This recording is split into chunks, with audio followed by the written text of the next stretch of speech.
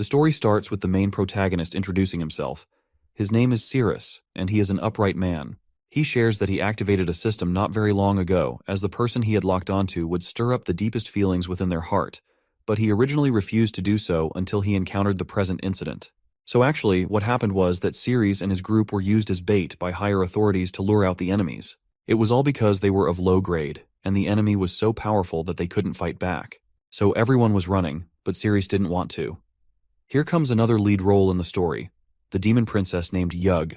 Yug laughs at Ceres and his group, asking if this was the power of human heroes, since they were so feeble and powerless, and no match for her great king.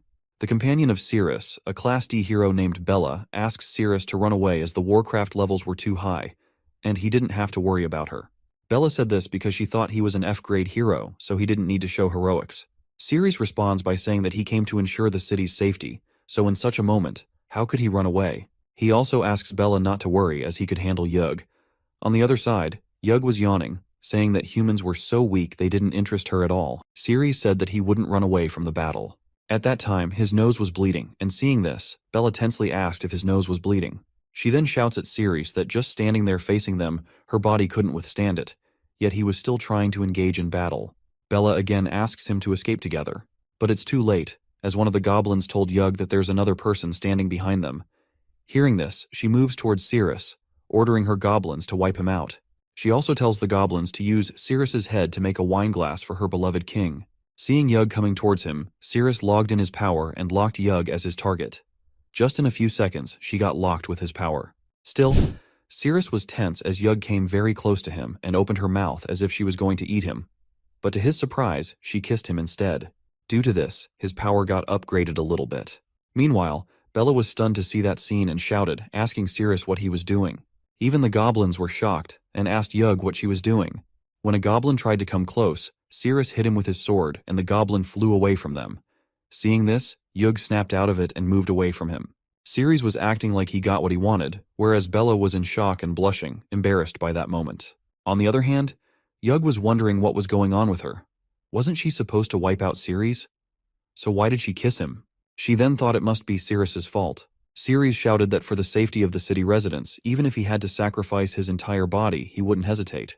Ceres gets ready with his sword, asking the goblins to come as he would fight them. Seeing this, the goblins start discussing why their highness kissed a human, and they had heard that she found someone young, but they didn't think it could be a human. While they were discussing that, their leader goblin came and shouted at them, asking them not to be presumptuous. He questioned how dare they question their highness's feelings for the king. He said that they were monsters, and only filthy humans would engage in such infidelity. On the other side, Yug was tensed, wondering about the king, as the king should not find out about her kissing a human. It was really strange for her because her heart was beating so fast.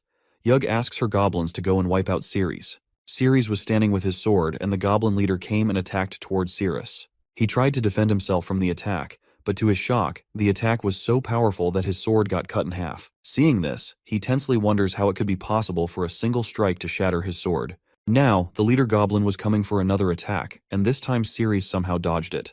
At that moment, he realized that his defense hadn't been increased, but his attack power had increased by 100 points. So he attacked back, and surprisingly, the goblin's sword also shattered. Now, another goblin was coming from behind.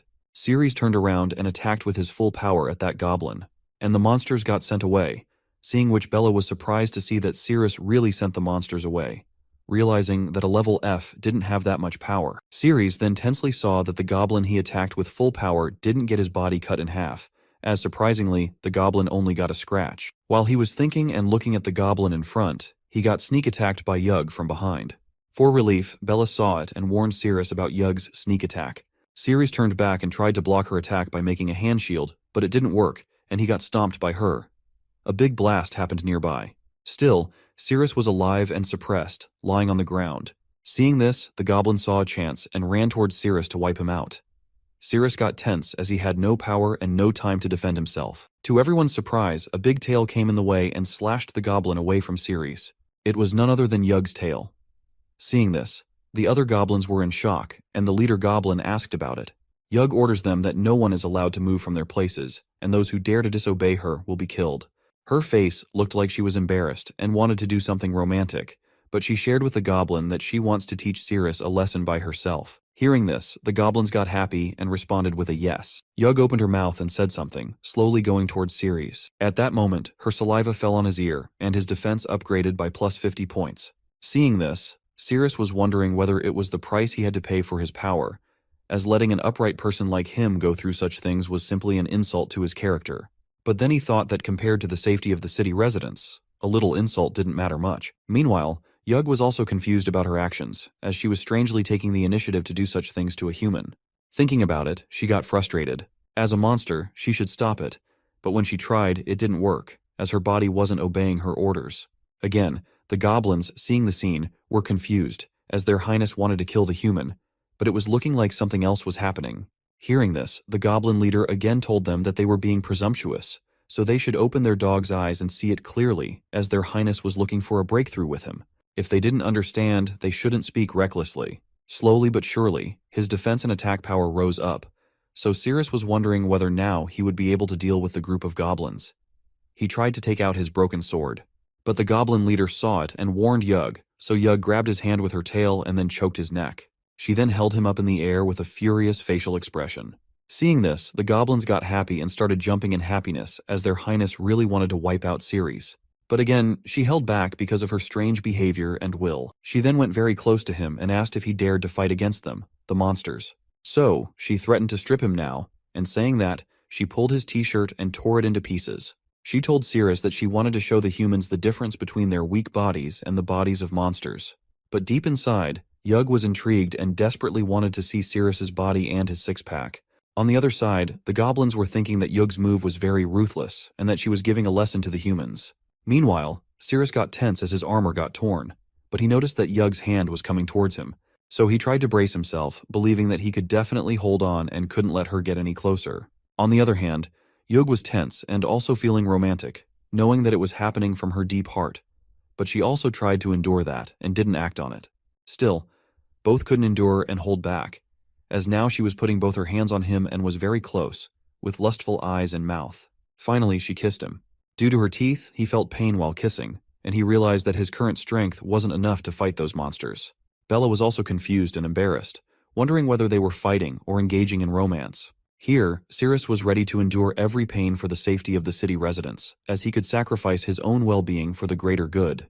Even though she was holding him, now Ceres held her and pulled her towards himself for the kiss because he wanted to upgrade his power and defense. While the kiss was going on, he was upgrading, whereas the goblins and Bella were confused and shocked. Suddenly, the real king arrived, and upon seeing her kissing a human, he was greatly shocked. His sword fell from his hand due to the shock, and he called for Yug. Yug stopped kissing and looked upward with an embarrassed face. Even the goblins were shocked to see the king. The king's name was Demon Lord Bartley.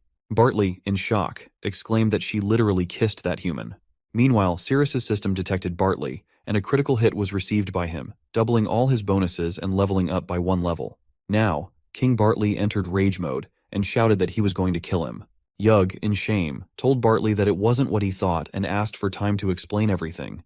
Meanwhile, Ceres wondered whether his current level would be enough to fight the king.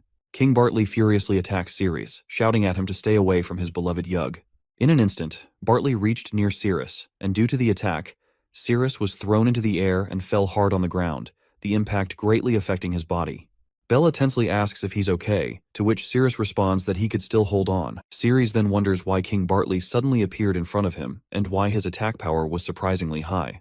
On the other hand, Bartley asks Yug if she didn't say it wouldn't happen again next time.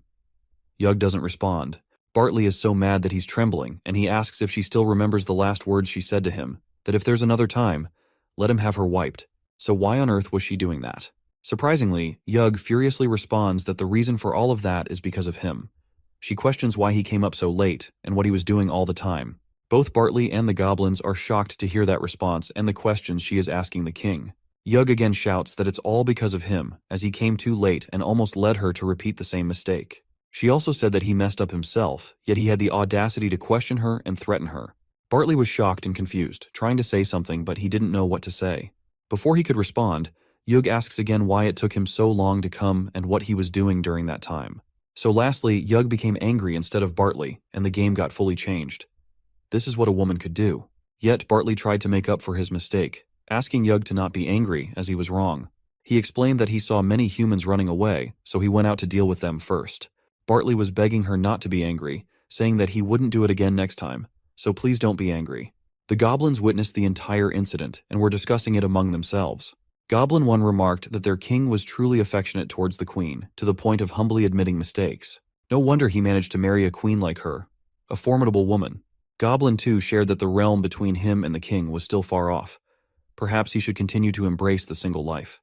Another goblin realized his mistake and decided to convey his feelings to his crush, Mrs. Satir, the next day. On the other hand, Ceres was tensed and thought to slip away quickly while they were not paying attention, as the level between him and the Monster King was too big.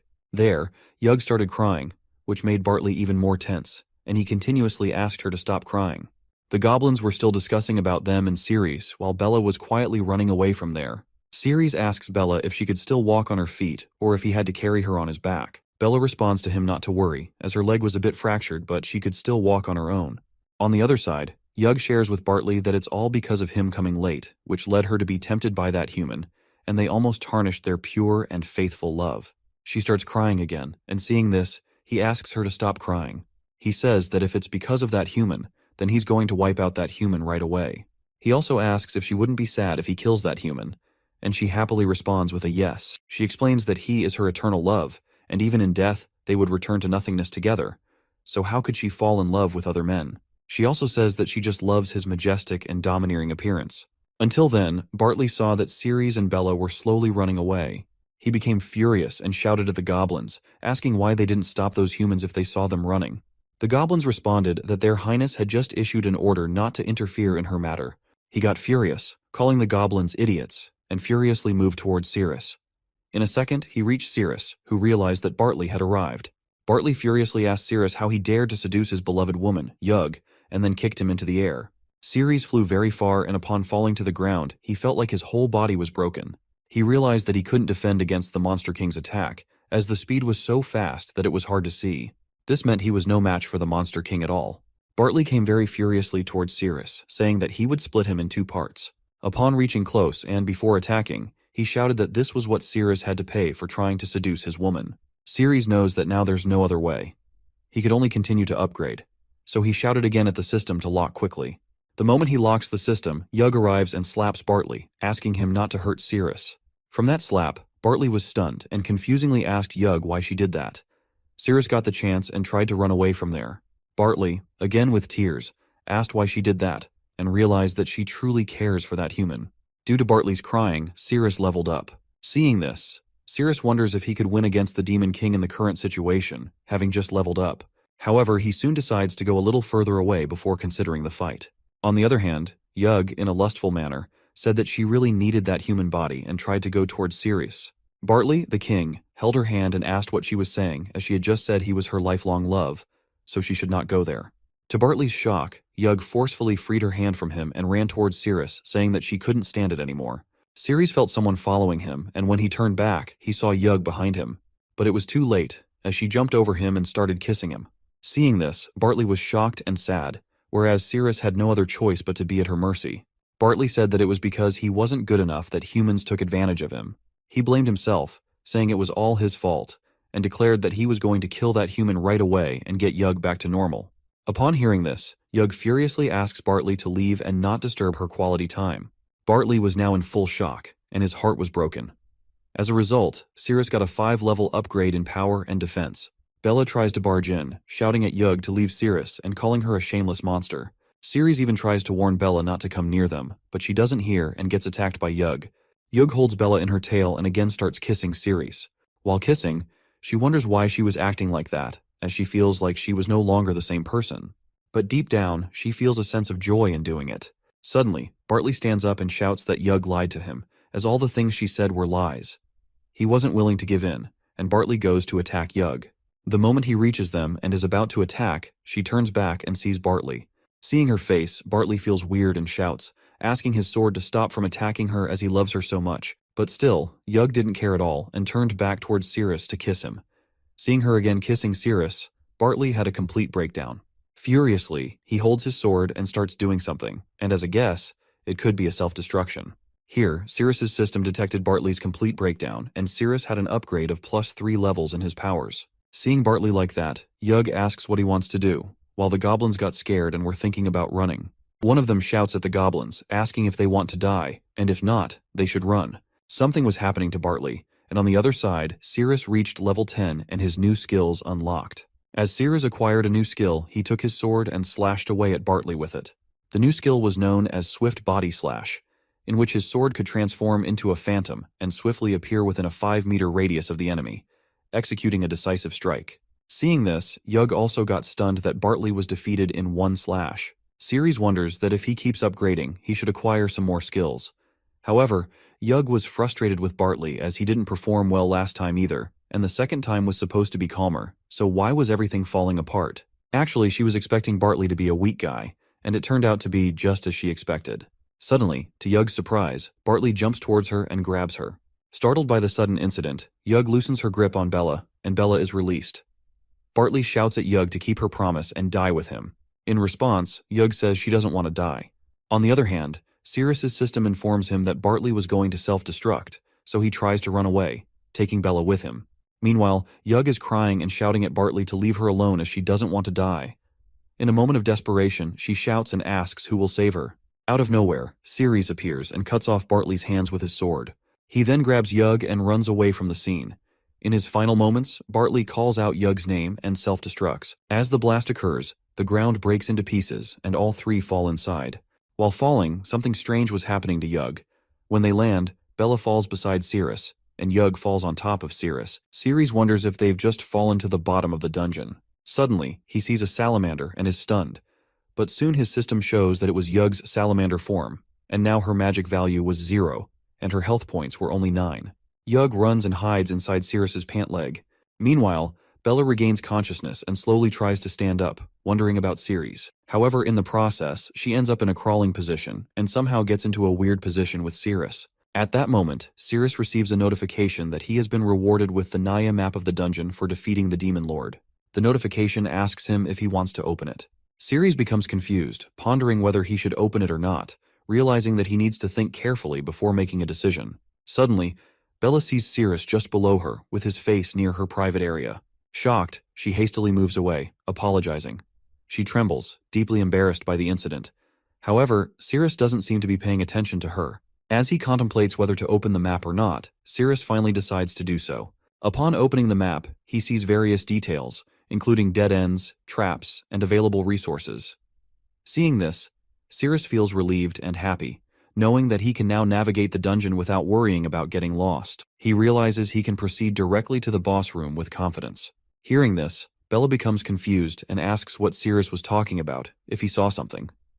Cirrus responds with a simple, "No," dismissing it as nothing. At that moment, Cirrus realizes that only he can see his system, keeping its existence a secret. Ceres then asks Bella to leave from there, but suddenly he feels a sharp pain in his chest and vomits something of a purple color, resembling either blood or poison. Seeing this, Bella becomes tense and asks what happened to him, why he suddenly started vomiting. Surprisingly, it doesn't stop at vomiting, as his hand starts to burn and his little finger begins to shorten, consumed by flames. Ceres howls in pain, writhing on the ground as the agony consumes him. His whole body was being consumed by flames, and Bella rushes to him, hugging him from behind and holding his hand. She notices that his back is already bleeding, so she prevents him from running his hands on the ground any further. She also notices that his body is incredibly hot, as if he had been scorched by fire. With her help, the burning sensation in his finger stops, but not before half of his little finger flies through the air after being burned. Despite the ordeal, he feels some relief and assures Bella that he's all right for the time being. Tensely, Bella asks Cirrus what's happening to his body and why it's melting. Sadly, Cirrus shares that he has been poisoned. 6 months ago, monsters attacked the city, and he witnessed several monsters fighting with a hero from the guild. He also shares that during the fight, the monsters seemed to be fighting over a box. The box got slashed by one of the monsters, causing a blast. Cirrus was shaken by the force of the explosion and thrown into the ruins. While buried under the stones, something leaked from the cut box. As soon as it leaked, blood rain began to fall from the sky. The pungent smell stunned him, making him feel like vomiting. Everyone else started shouting and getting burned by the rain. Ceres shares that he was still under the pile of rocks and hadn't directly come into contact with the blood rain. However, his back hurts intensely, feeling as though it's about to melt. Despite not making direct contact, he was still poisoned by smelling the odor. When he woke up, he found himself in the hospital, where the doctor delivered the grim news that he had at most 1 more year to live. Suddenly, he sees something like a screen in front of himself and is stunned to read that the blood of the Demon Lord could cure the poison. The screen asks Sirus if he wants to bind the system and become a player to receive clues on acquiring the blood of the Demon Lord. Sirus agrees, and the next information he receives is that the blood of the Demon Lord is currently in the Ney dungeon. The scene then returns to the present, where Sirus shares with Bella that he later discovered the antidote method, which is right there in the underground dungeon. Sirus stands up and asks Bella to let's go, mentioning that there's a room ahead with clothes and weapons, so they should change first. Bella agrees, and they move towards the room. The scene shifts to another part of the dungeon where other people are also traveling. A man with a shield in hand walks ahead of everyone. Suddenly, his foot presses something on the ground, triggering an attack by a laser ray. Seeing this, the group's vice captain, Mark, quickly instructs everyone to step back. He warns them that there's a mechanism in place and advises them not to move recklessly. He emphasizes the importance of staying put, because any movement could trigger other mechanisms as well. The group is shocked, especially since their strongest defender, Claude, had his head easily pierced. They wonder how to proceed, considering that the cannon fodder group had already been sent as bait. Tyr shares that they have no one else they could use as bait. Suddenly, Cyrus, the leader of the group, speaks up, saying that it's not easy to get into the dungeon, so they can't just go back for the time being. Cyrus then suggests using the old rule. The person with the lowest grade comes forward. Upon hearing this, the lowest grade member, Makui, tries to run away. However, Cyrus furiously commands Makui to walk in front and find the correct route, reminding him of the consequences of disobeying orders. Makui was too tense to respond at that moment. Tyr intervened, asking Cyrus to stop as he had made an arrow that could bounce back and forth. Tyr suggested letting it go and explore first, hoping to trigger at least one mechanism to increase their chances of survival. As soon as Tyr takes out his arrow, which resembles a ball, Cyrus swiftly cuts it in half with his sword. Seeing this, Makui becomes even more tense. Cyrus shouts at Mark, warning him that if he catches sight of those shoddy creations again, he will wipe him out. Being a vice captain, Tyr doesn't respond. Afterward, Cyrus instructs Makui to get up and explore further. Makui, trembling in fear, takes slow steps forward. To his relief, when he takes his first step, nothing triggers any mechanism. Tensed, Makui struggles to decide which step to take next, contemplating among the many options. Seeing this, Cyrus shouts at Makui, asking him what he's dawdling about and urging him not to waste time, but to hurry up.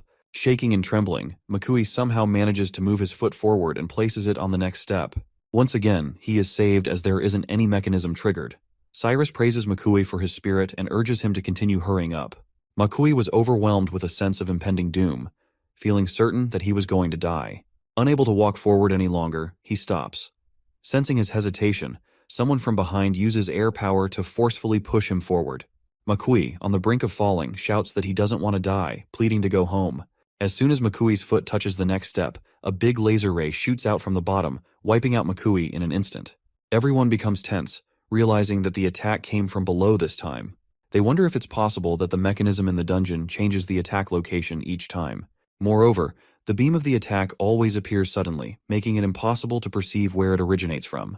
Cyrus stands silently for a moment before asking the person with the lowest grade to come forward. Suddenly, the door in front of them begins to open halfway. Tensely, they inform their leader, Cyrus, that the door is opening. Cyrus also becomes tense for a moment. But when the door opens fully and Cyrus and Bella come out, everyone feels relieved. They inform Cyrus that both of them were from the decoy team. Cyrus is stunned to see Cyrus and wonders if the members of the decoy team were supposed to be eliminated. He questions whether Cyrus disobeyed his orders and escaped to the dungeon. Cyrus's anger towards Cyrus likely stems from a combination of factors. Firstly, there may have been a sense of betrayal because Cyrus, as a member of the decoy team, was expected to sacrifice himself. Instead, he survived and reappeared, suggesting that he may have disobeyed orders or acted against the group's plan. Additionally, Cyrus's survival may have disrupted Cyrus's understanding of the situation and the control he thought he had over it. This unexpected turn of events could have triggered Cyrus's anger and frustration.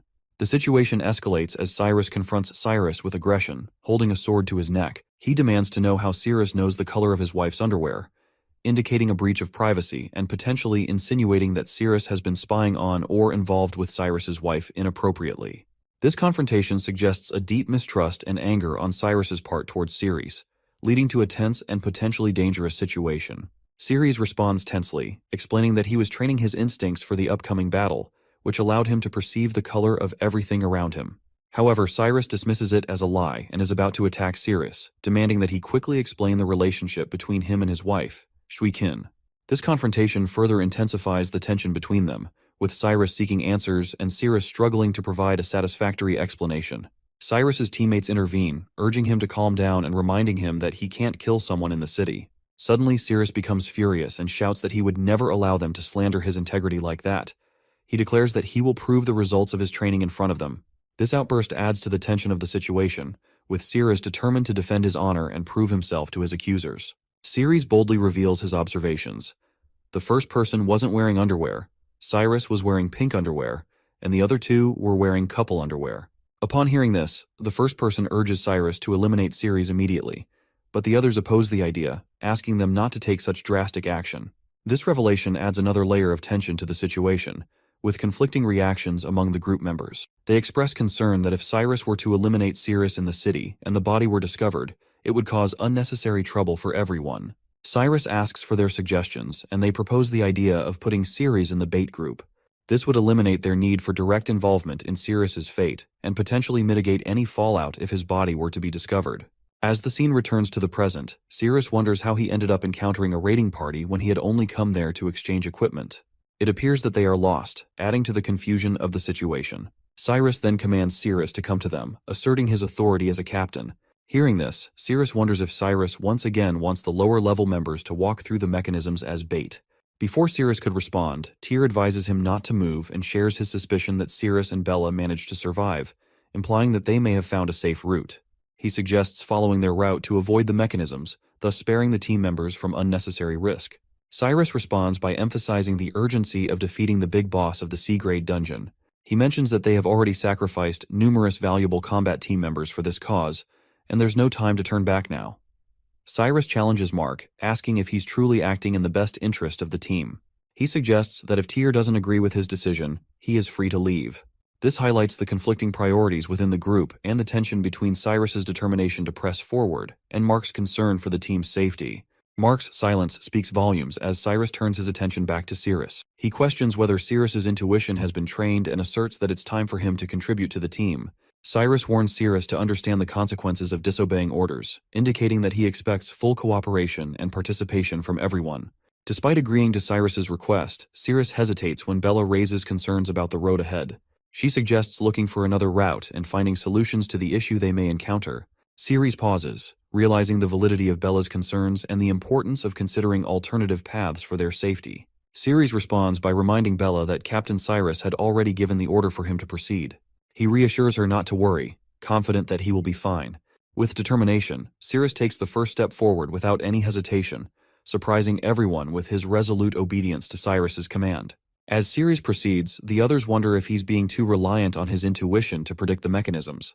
However, the map is guiding Sirius, indicating that he should take 3 steps forward and then turn left 2 spaces. This suggests that Sirius may have a combination of intuition and strategic planning at his disposal. Without hesitation, Sirius moves 3 steps forward. Everyone is stunned when he doesn't get hurt even after taking 3 steps, attributing it to luck. As Sirius continues to move forward without triggering any mechanisms, the others become increasingly shocked, wondering why he hasn't encountered any traps yet. 1 step forward, Sirius hesitates before placing his foot down. Cyrus, noticing this hesitation, becomes hopeful and asks if Sirius has detected the mechanisms.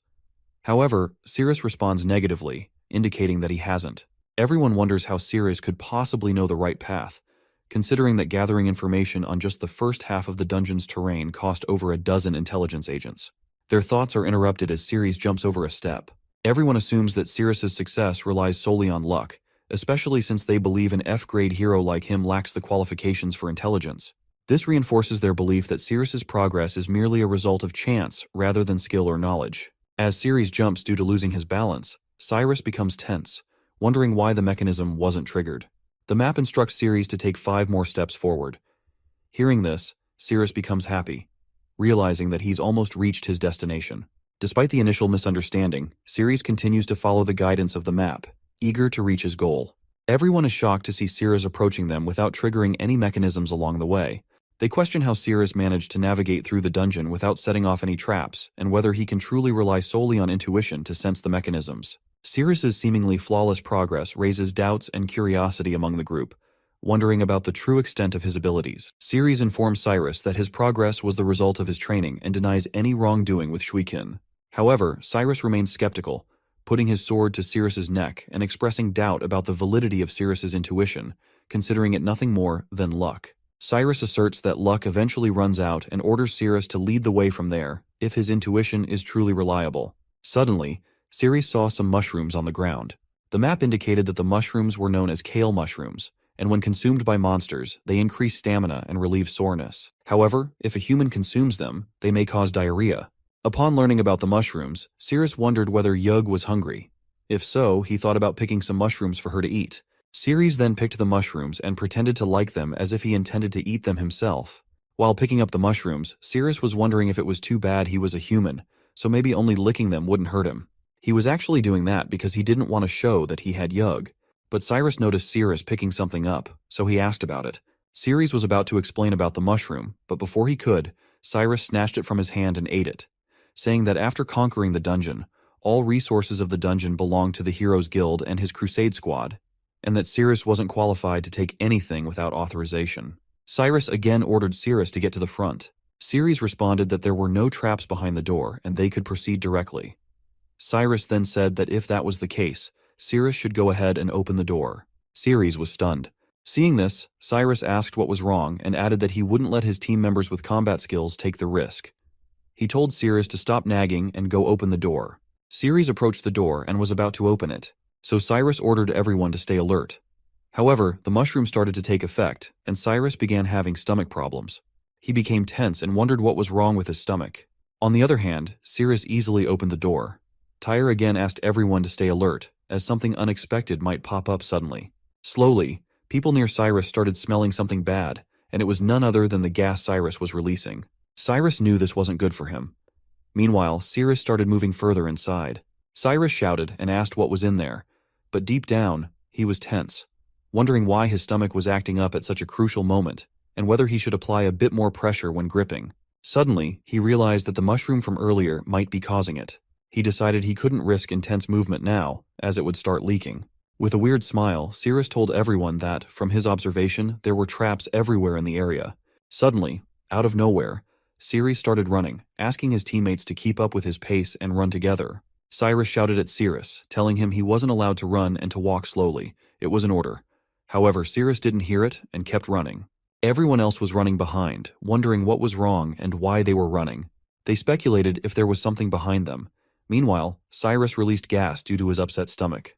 He became even more tense as he realized he couldn't hold it any longer. Smelling the odor, everyone thought it was something dangerous, so they started running faster. Someone remarked that the smell seemed familiar, to which Cyrus, embarrassed, shouted at the person, asking them to stop talking nonsense and telling everyone to keep running, otherwise they would get poisoned.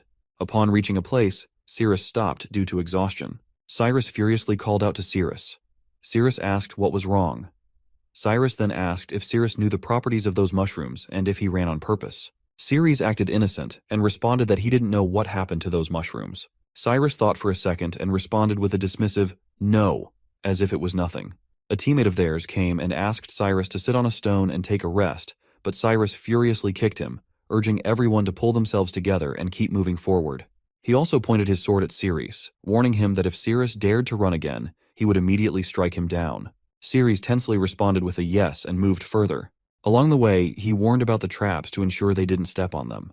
It was highly effective, as just beside them, a dragon was sleeping, and if they stepped on that tile, it would awaken. Slowly, they reached the last area, and Ceres thought to himself that it should be the final showdown. At that time, Cyrus was wondering that the further they went in, the fewer the mechanisms were. Not a single mechanism had been triggered, and they also hadn't encountered a single monster all the way. So, Cyrus speculated, could it be that Ceres had been in the dungeon before?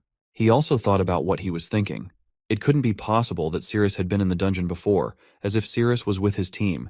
He probably would have been eaten by the D-level monster at the entrance, let alone reaching where they were. Suddenly, Ceres interrupted his thinking, saying that if they went further, they should almost be at the big boss's room. Hearing this, Cyrus thought that if they had already reached the boss room, then Ceres had no value left, regardless of his luck or anything else. Ceres had reached the end now. Ceres was standing below a sharp-pointed object, So Cyrus took out his sword, and with a little magic power, he tried to cut the sharp-pointed object. He successfully cut it, but it was still going to fall on Ceres. Cyrus was happy, thinking it would be a reasonable accident for an F-level dungeon explorer to get killed by a mechanism. However, Cyrus's luck wasn't that bad this time. He got saved unexpectedly by a monster. The monster attacked Cyrus, but the falling stone got in the way and was crushed instead. Cyrus noticed the attack, but it was too late as he got hit by the monster's tail. Everyone tensely shouted and asked whether Cyrus was okay, but to their shock, the monster came up behind them. Due to the attack, the place collapsed a bit, and a wall formed between Ceres and the others from the falling stones. On the other hand, Cyrus felt relieved that he reacted to the attacks and managed to block them with the help of his sword. Otherwise, he would have definitely died. Meanwhile, Ceres was checking the stone wall and realized that it was over. He was trapped. Suddenly, he heard a voice asking why there was a human in the dungeon. When Ceres turned back to see, it was a woman. The woman, named Sadiel, remarked that it was disgusting to see a human there near her. The monster, a puppet scorpion of level B+ belonging to Sadiel, stood in front of Cyrus and his team. Tyre shouted at everyone to be ready for battle, while Bella was tense because she found it hard to lift the sword they gave her. Tyre ordered the tankers to come forward and block the movements of the monster, not letting it break through. The tankers stood in front of them with their shields raised. Tyre then instructed the archers to quickly shoot from behind, taking advantage of the distraction created by the tankers. The archers followed the order and shot arrows at the monster.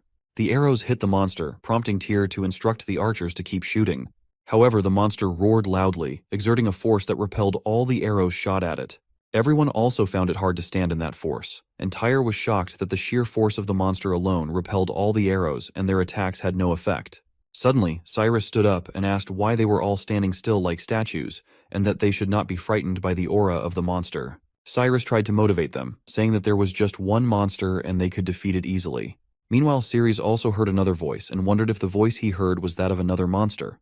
Out of nowhere, a scorpion tail came towards Ceres to attack, but somehow Ceres dodged it, wondering what it was. Just then, the scorpion itself tried to attack Ceres with a lunge, but Ceres once again dodged it. He then stood still and asked the monster to taste his fist with 3190 attack power.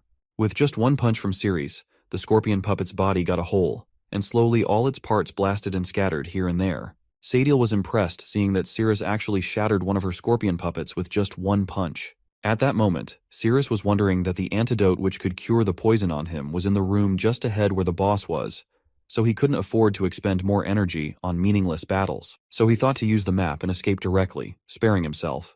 Sadiel came close and shared that it didn't matter because she was planning to throw away things that had been touched by disgusting humans. She also told Ceres that she originally used the monster to twist his face, but now she had to do it herself. Seeing Sadiel, he got stunned as it was a female monster again. Ceres responded to her that his head wasn't a melon or something which she could easily twist off with her hands. Hearing this, Sadiel responded that she wouldn't touch his disgusting body with her hands. She then explained that although he could deal with outside humans with just his hands, she was actually using her hand to control the scorpion puppets with the help of a string. So she shared with Ceres that she would deal with him first and then go outside and kill the other humans. Ceres furiously shouted that he was a hero and protecting humanity was his duty, so he would stay and fight with her. Even if it meant using up all his strength, he would stand there to block her. Sadiel attacked Ceres, asking if it was really true. She held his head with just one leg and made him fall to the ground. At that moment, Ceres' system got activated and the target was locked as Sadiel. Sadiel said that a guy who overestimated his abilities was nothing to her. On the other hand, the scorpion puppet stopped fighting. Seeing this, Tyre happily asked everyone to look as the monster's head turned red, indicating that their attacks were beginning to take effect. Ceres was surprised at how fast Sadiel was. Sadiel shared that the fact Ceres managed to come there, considering human strength, was quite impressive, but that's it. Lord Ney really hates it when humans step into his room. At that moment, she was putting her second leg on his face, but Ceres knew that the monster was too strong. He realized he must not let the monster go outside. He must stop her there. So he took his head a bit backward and furiously opened his mouth to bite her feet. From Ceres' act, she got embarrassed and shouted that it was so disgusting that Ceres actually did such a thing to her feet. On the other side, while the monster was fighting, Bella noticed that there hadn't been any movement for so long. She thought that Ceres hadn't been unconscious from the stone. She had to take him out. She called Tyr and asked him to cover her as she was going to take out Ceres from the rubble. Tyr got stunned and was asking her to wait, but it was too late as she ran before he could respond. While running, she was hoping for Ceres to be okay, but the scorpion puppet saw her and was going to attack. However, Tyr came in the way and blocked the attack with his sword, though it was very hard for him to block it for very long. Meanwhile, Bella was still wondering about Sirius, as he was a hero after all, and it's just a pile of rocks, so he should be okay. On the other side, Sadiel lost her grip on Sirius due to him licking her feet, which made her feel disgusted. Ceres was relieved that he finally got free from her headlock. Sirius's system told him that he couldn't use the instant kill skill without holding a weapon. Upon hearing this, Sirius got frustrated. If he had known that it was going to happen, he would have brought a weapon with him. Now, Sirius had no option but to use his own hands to attack. He tried to punch Sadiel, but she dodged it and kicked at his face. While kicking, she felt that his face was so pulpy. Due to that kick, Sirius flew through the air and bumped into the stone. Sadiel shared that she felt very comfortable kicking him. Hearing this, Sirius had no response to give, and Sadiel also got tensed, wondering what was happening to her. So she decided to quickly defeat Sirius, as it would be troublesome if outside humans ran into Lord Nay's room. She then took the tail of the puppet monster Sirius had wiped and tried to attack with it. But Sirius saw the attack coming and dodged it because his agility was good enough to dodge attacks. He then focused magic energy in his hand and sliced the tail into 2 parts. However, it was like a distraction to him because while he was slicing the tail, Sadiel came again with her leg and locked Sirius's face in it. Her facial expression and words were totally different as she locked him to wipe, but her facial expression looked like she wanted to do something else. Sadiel shared that this time she wouldn't let him go and would strangle him with her feet. Ceres got furious and moved to hold her legs with his hands, determined to make Sadiel feel the power of his grip now. The moment Ceres touched her legs, Sadiel felt weird and quickly jumped away. But soon she stomped on his face with her leg, furiously asking him not to touch her legs with his dirty hands. She even used the cut pieces of the tail to hold his hand. Ceres was stunned to see that she used the scorpion tail he had just broken, and her suppression was so strong that he couldn't evade her attacks at all. She then again put her feet on his face, saying that she was going to crush his face. Even while she was crushing his face, Ceres's powers were increasing, whereas Sadiel was feeling very good while she was putting her feet on his face. Until the agitation value reached 66%, she told Ceres that humans were born to be trampled under her feet. But she was trembling, and due to that, the puppet monster outside fighting with Cyrus and others was also shaking. Seeing this, Tyr happily said that the monster had begun to lose its balance, so they should stay tight as they were about to win. On the other side, Sadiel was enjoying it as she was feeling amazing. Meanwhile, Bella was running towards the wall of stones when the scorpion tail was about to attack her.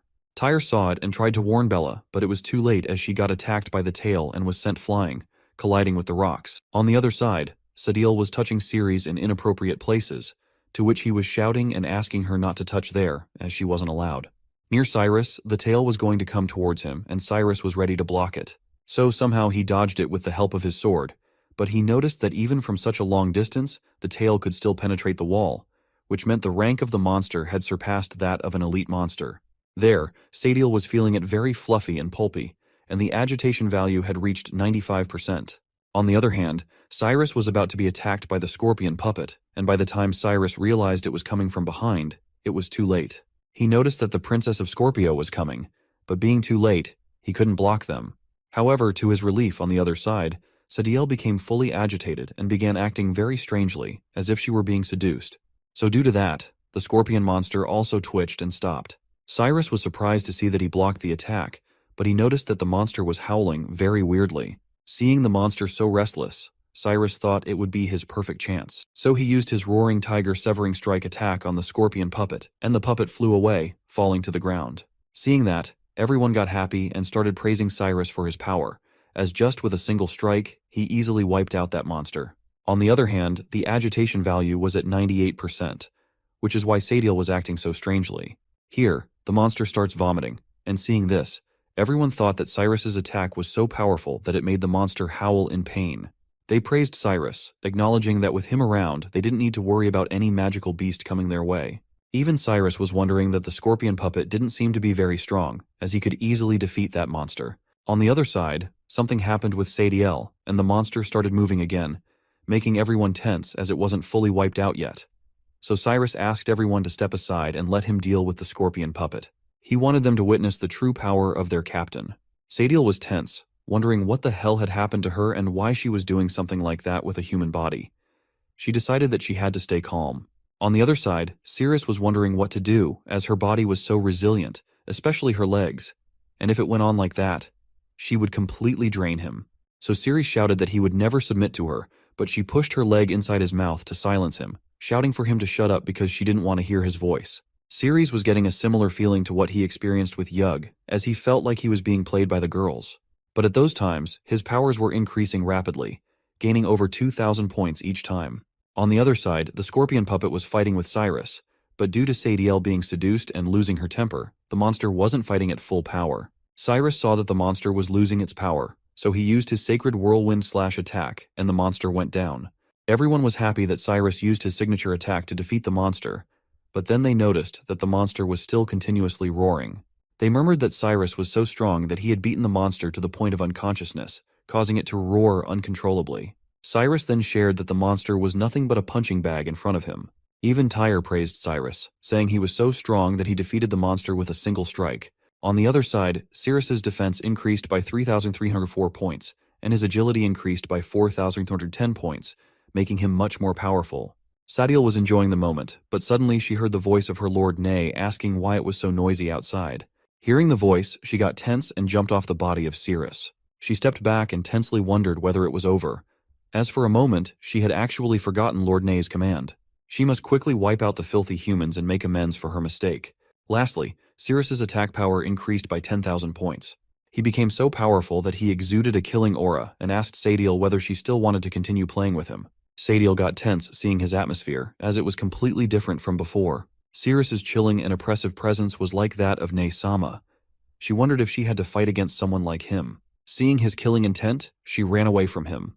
Ceres was confused about why she ran away and whether he should go after her. However, he decided to forget it, as his goal was to obtain the blood of the demon god in the boss room. It was better not to consume physical strength, as Sadiel had already drained too much of his energy. On the other side, while everyone was praising Cyrus and his bravery, Bella tensely ran towards the walls of rock to find Cyrus. But before she could reach the wall, she saw someone breaking it with their legs. When Cyrus came out, he was surprised to see Bella. Bella asked him if he was all right and if he didn't get hurt. Cyrus responded that he was completely fine. But Bella, still observing everything, noticed that he was covered in dust, and she expressed concern that while it might not show on the surface, there could be internal injuries. She even suggested that he let the medical team take a look. Cyrus laughed and responded that he was truly fine. So Bella told him that if he felt unwell, he should let her know immediately. Ceres responded with a simple, "Okay." Meanwhile, Tyr was trembling with fury, seemingly harboring something in his heart for Bella. Cyrus asked everyone to listen, stating that from that moment on, they were going to follow behind him as he wanted them to witness his true strength, as he was going to defeat the boss alone. Hearing this, everyone was amazed and started praising their captain's mightiness. Cyrus was elated, thinking that the dungeon's danger level was certainly not at C rank, it was probably pushing at D rank at best. So, when he would return to the guild and share his achievements, it would surely lead to a promotion, which was a significant gain for him. The scene then shifted to Lord Ne's room, where Sadiel shared with Ne that there was a very powerful human outside. She didn't know what method he used, but his initially feeble strength skyrocketed to an unimaginable extent in an instant. She asked Ne to be more careful when facing that human. In a weird voice, Ne asked Sadiel what she commanded her. Tensely, Sadiel responded that she commanded her to guard the door and not let any creature enter his room. Upon hearing this, Naye furiously asked if she knew that, then what the hell was she doing out there with that human? Sadiel got tense and was about to respond, but before she could, Ne attacked her. A great blast occurred behind her, but the ray of light passed through her, instantly defeating her. Ne shouted that she didn't want to hear her lame excuses. After that, Ne picked her up with magic and threw her onto the corpses of many monsters and humans, saying that she should just become firewood. At that moment, Sadiel was murmuring that she didn't want to die yet. When Sadiel got thrown onto the corpses, a pond emerged with a green liquid substance inside.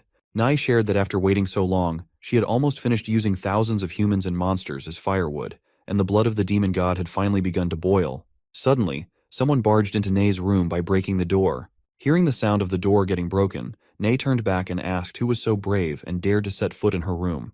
Cyrus responded that it's him, her daddy, who came to beat the hell out of her. Ceres saw the blood of the demon god, and his system told him that the blood of the demon god could eliminate toxins in his body after consuming it. Nai asks if Cyrus was the powerful human that Sadiel mentioned. Ceres also wonders if the green blood was the one that could detoxify him. Cyrus then asks everyone to listen to him, stating that no one was allowed to take action without his command, as he wanted to take on the boss of the C-rank dungeon by himself.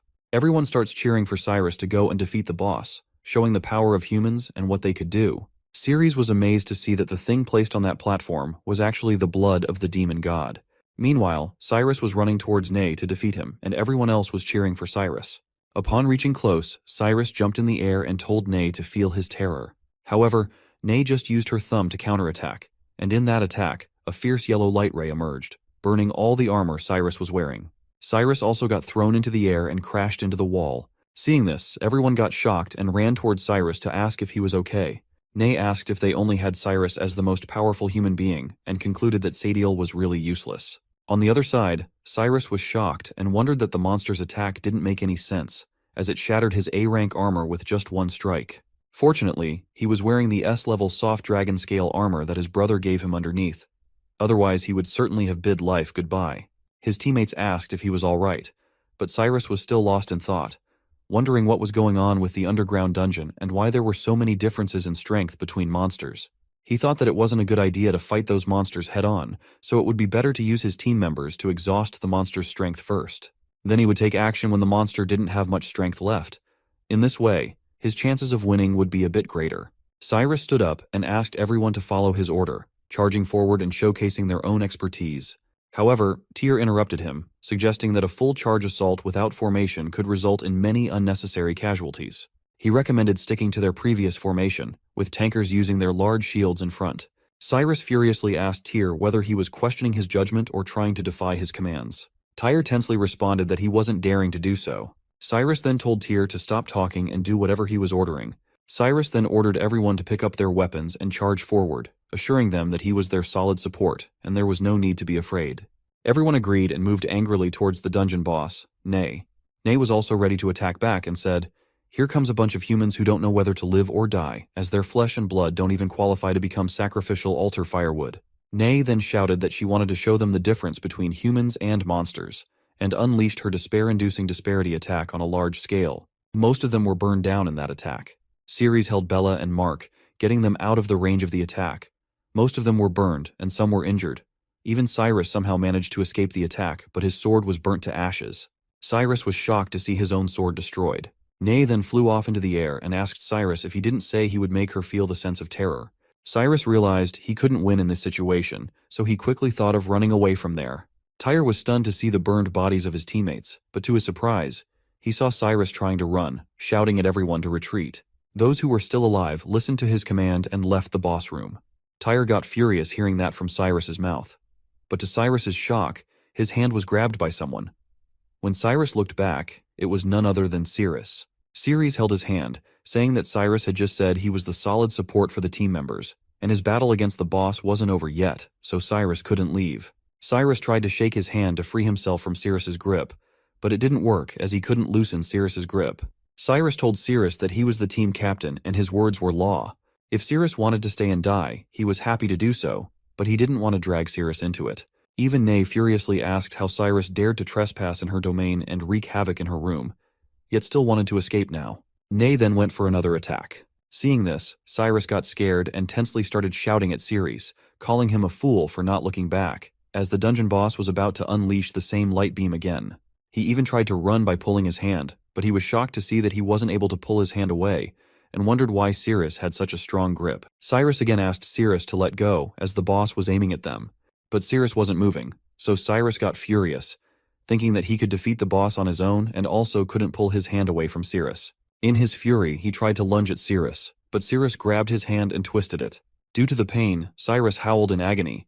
Ceres then pulled Cyrus towards himself and picked him up, preparing to throw him towards Nay. He shouted that as the captain, Cyrus must stick to his words.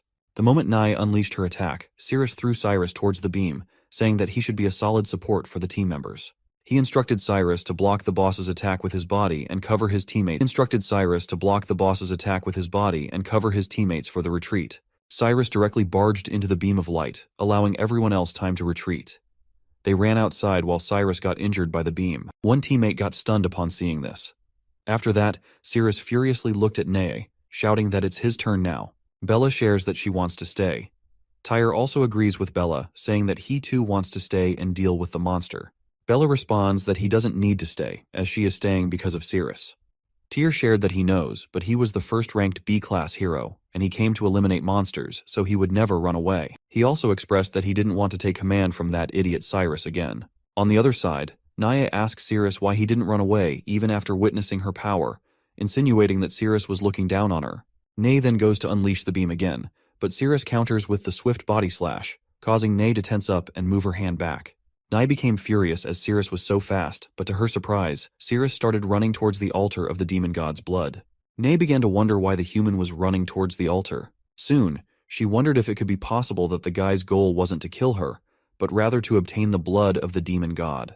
Ceres was continuously running towards the altar as he was just a few meters away from it. Nai tried to shout, asking Ceres to stay away from her altar. But at that moment, Bella and Tyre attacked Nay from behind, saying that it was the best opportunity for them.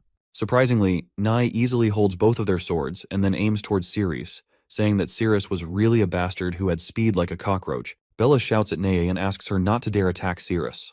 Both Tyr and Bella try to push Nay back, and just as Nay unleashes her attack, her foot slips a bit, causing her aim to go off. Ceres is also able to dodge the attack due to the wrong aim. Ceres then happily jumps towards the altar, thinking that he almost got what he wanted. But the moment he got close to the altar, he saw a magic array. He got tense seeing it, and just as he touched the array, a blast occurred, and he was deflected from the altar. Nay shares that the magic array was personally created by her, and as long as she was alive, no living creature could cross it. Ceres also agrees with her, realizing that charging straight ahead and forcibly drinking the demon's god blood to detoxify wasn't feasible. They must defeat the boss to proceed. Suddenly, Ceres saw something in the gaps of the walls. On the other hand, Nay threw Bella and Mark, saying that they both were arrogant fools who underestimated their abilities. Both Bella and Tyre fell to the ground with a great impact, getting slightly injured. On the other side, Ceres was stunned to see that it was the same female monster who had just escaped from him, and he wondered how she ended up there. At that time, Nea was trembling and asked Ceres not to make any noise and not to let Nay know that she was there. Nay said that his ritual requires a calm and peaceful demeanor, so after wiping them out, he would quell his anger. Seeing this, Ceres got tense, thinking that Bella was in danger. So before leaving, Ceres placed the kale mushroom in front of Sadiel. Seeing this, Sadiel wonders about the kale mushroom and its ability to recover power. Ceres ran towards Bella, shouting that he was coming. On the other side, Sadiel took the mushroom and started eating. Afterward, she had tears of happiness in her eyes. Ceres' system shows that the female monster Sadiel developed feelings for the host, which caused the host to unlock the weapon unlocking requirements, thus unlocking weapon options. Suddenly, many anonymous cards with question tire signs appear in front of him, and the system shares that first, he has to see the detailed explanation of the weapon introduction rule. On the other hand, Tyre comes in front of Bella to protect her, saying that he will hold it back, and she has to escape quickly. Bella responds that her leg bone cracked again, so he has to escape without her. Here, Ceres shouts at the system to skip the explanation of the rules as he was going to rescue people now, and he didn't have any time to listen to nonsense. So the system skipped that and asks Ceres to choose a card. Ceres randomly chooses a card, and he receives a sword with red color arising around it. The system shares that he has obtained the weapon Exploding Garment Divine Sword. Furiously, Ceres jumps towards Nay, shouting and asking her to try his new weapon power and die. He then attacks her, but she holds his sword with one hand and starts laughing, saying that Ceres fell for it, as both Bella and Tyr were bait, and her real target was none other than him. She then unleashes her light beam attack, asking how he would escape from such a close distance. He shouts and tells her not to underestimate him, as he never said he was going to dodge. He slashes the sword with his full power, but it only manages to give Nay a scratch on her hand. She laughs at him, pointing out that despite exerting all his strength, he had only managed to graze her skin, and not a single drop of blood had been shed.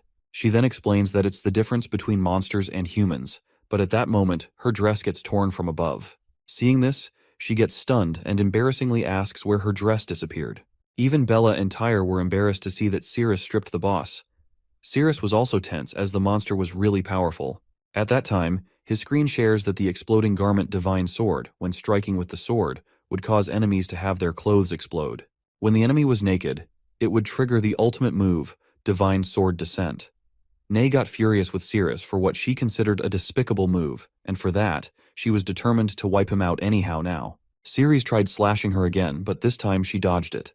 Ceres thought that his previous attack hit her palm once, causing her clothes on top to burst open. In other words, he just needs to do it one more time, and he could knock off the robe underneath by attacking her legs. Afterwards, he would knock off her face mask, triggering the ultimate move. So all he needs to do is get close to the boss and keep using the skill Swift Body Slash. Sirius was sure that Nea wouldn't escape, and he could land an attack on her. Suddenly, Sirius's system shows that the host's current magic power was only enough to use Swift Body Slash 6 times, with a 10-second cooldown for the skill. Targeting a fresh enemy would allow an immediate activation of the skill. Hearing this, Sirius got disappointed, considering the skill to be ineffective. The system asks if Sirius wants to turn off the skill, but Sirius responds with a firm no. Sirius now thought that if it's the case, then he would grudgingly give it a shot. He furiously ran towards Nea to attack with Swift Body Slash, but Nea jumped in the air and dodged the attack. Sirius got tense because he again missed the attack. Meanwhile, Nea was wondering why Sirius kept targeting her legs when her upper clothes had already burst open. Did Sirius want to strip away her robe also? Just then, Sirius came again for an attack, but this time Nea furiously kicked at his face. Sirius received a big impact on his face, causing him to fly through the air due to the attack. Somehow, with the help of his sword, he manages to stop himself and lands on the ground. However, he was in deep pain as his nasal bone was almost broken, causing him significant discomfort. However, he then remembers the excruciating pain of his body melting after the toxin breakout, and he realizes that the pain of his broken nasal bone was nothing compared to that. Sirius becomes even more furious and runs towards Nea to attack, shouting that the little pain was nothing at all for him. Slowly, every passing second felt like an eternity as Sirius neared Nea, and as he reached her, the countdown also reached 1. He knew he could attack now. While he was running, Nea tried to attack with her laser beam, but Sirius managed to dodge the laser beam attack. Nea was tense seeing it, so Sirius goes for attacking with Swift Body Slash from a clash, wondering how Nea was going to dodge the attack from so close. Sirius hits her, feeling like he succeeded in landing the attack, but it's actually that he attacked her tail, and she was flying in the air. Nea shares that she never said she was going to run away. She also shouts that if it weren't for her fear of exposing herself, she could make bigger moves, and just with his speed, she could have beaten him to ashes a long time ago. Sirius got tensed at that time as Nea attacked him with the laser beam. He tried to dodge it using a skill and was attempting to attack back, but the screen showed that his skill had a cooldown. Sirius got frustrated, wondering why 10 seconds felt so long, so he had no choice but to face her head-on. Sirius then directly slashed with his sword without using any skill, putting his full power into it. Somehow he managed to deflect the laser beam.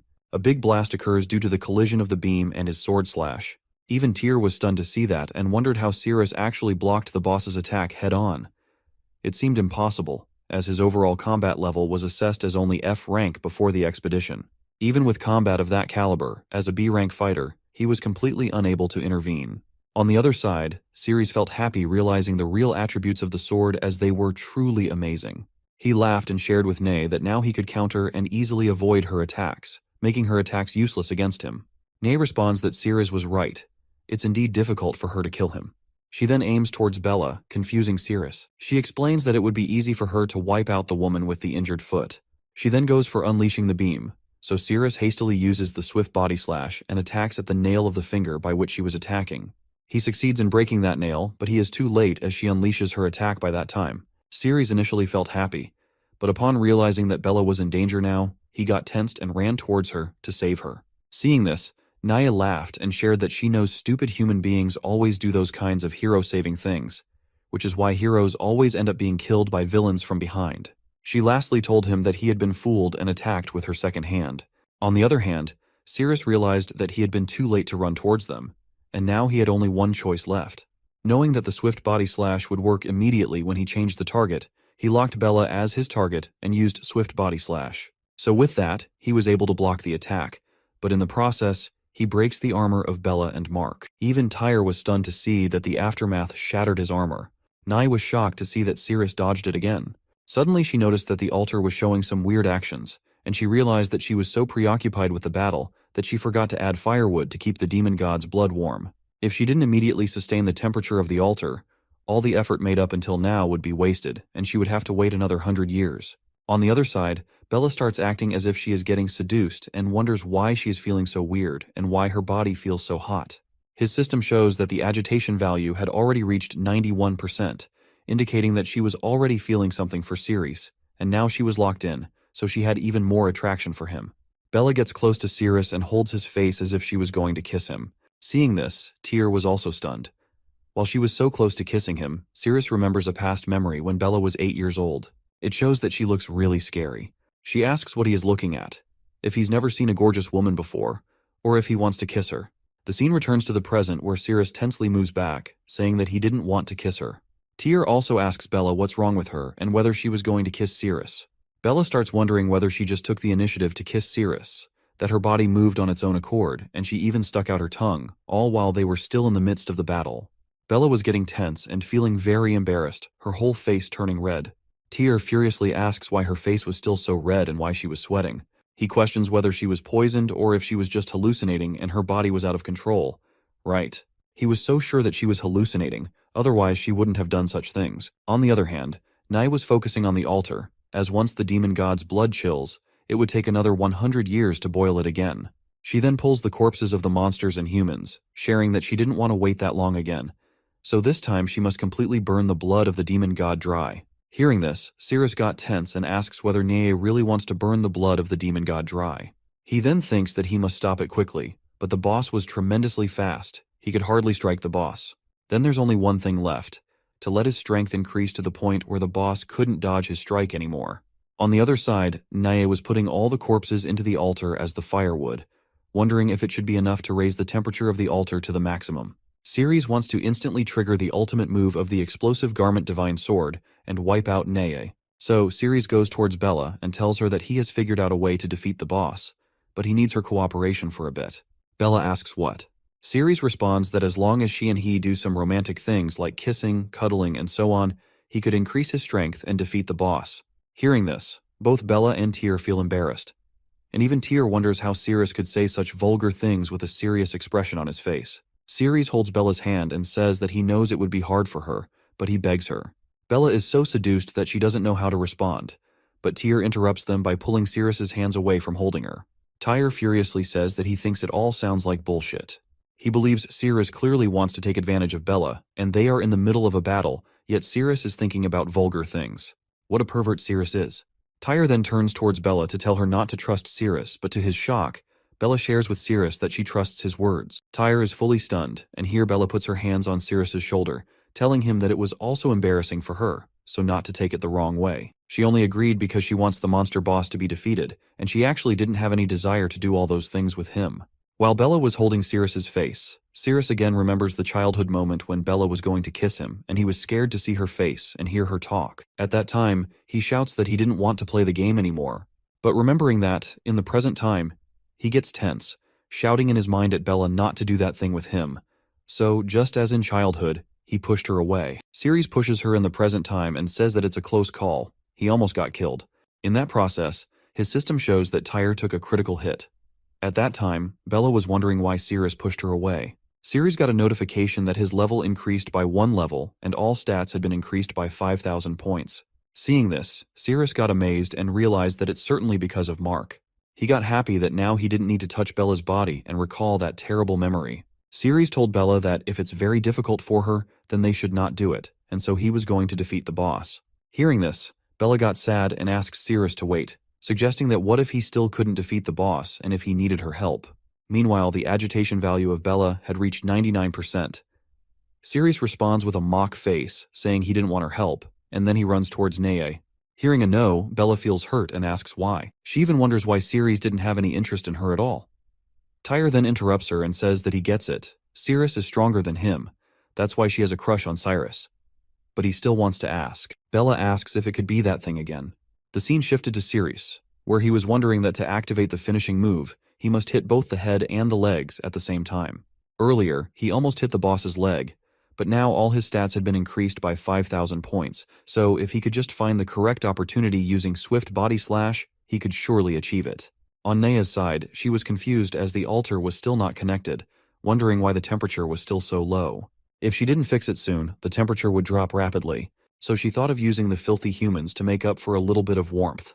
Nai flies towards Ceres and tells him to be proud, as they were going to become the firewood for her sacrifice, which was the highest praise she could offer to them. She then shares that it's time for her to unleash her full power now, so she starts collecting her full power in the middle to attack all at once. Ceres was also stunned to see it, as the ball formed with the power was very big. When Nai furiously attacks towards him, he tries to block it with the help of his sword, but while he was blocking, he was getting the notification that his magic points were decreasing rapidly. Slowly but surely, his magic points were coming towards 0. Finally, He somehow manages to deflect the attack, but his whole magic power nearly reaches 0. Now he only has 11 magic points left, and he can't use any skills due to the low magic value. Ceres got tense, realizing that he had no power left and he didn't know what to do. Ney got happy and told him that she knew his magic power had been depleted and the battle was over now. Ceres was wondering what to do, but to his surprise, Bella came and held his face, saying that he clearly needed her help. She then put his face on her chest, which shocked and heartbroken Mark. Ceres also thinks that Tyr was a good man. Bella also thought that she had already told Tyr a long time ago that she already had someone in her heart, and from childhood to the present moment, it had never changed. Due to her and Tyr getting heartbroken, Ceres got a 5-level increase in his power, and a glow was emanating from his body. Ceres realized that there was a surge of power rising within him. He received a notification that all his stats had been increased by 27,500 points. Seeing this, Ney was shocked, thinking that it was impossible. Ceres should have no room to fight back against her now. Ceres was now glowing intensely, as if he had gained a superior power.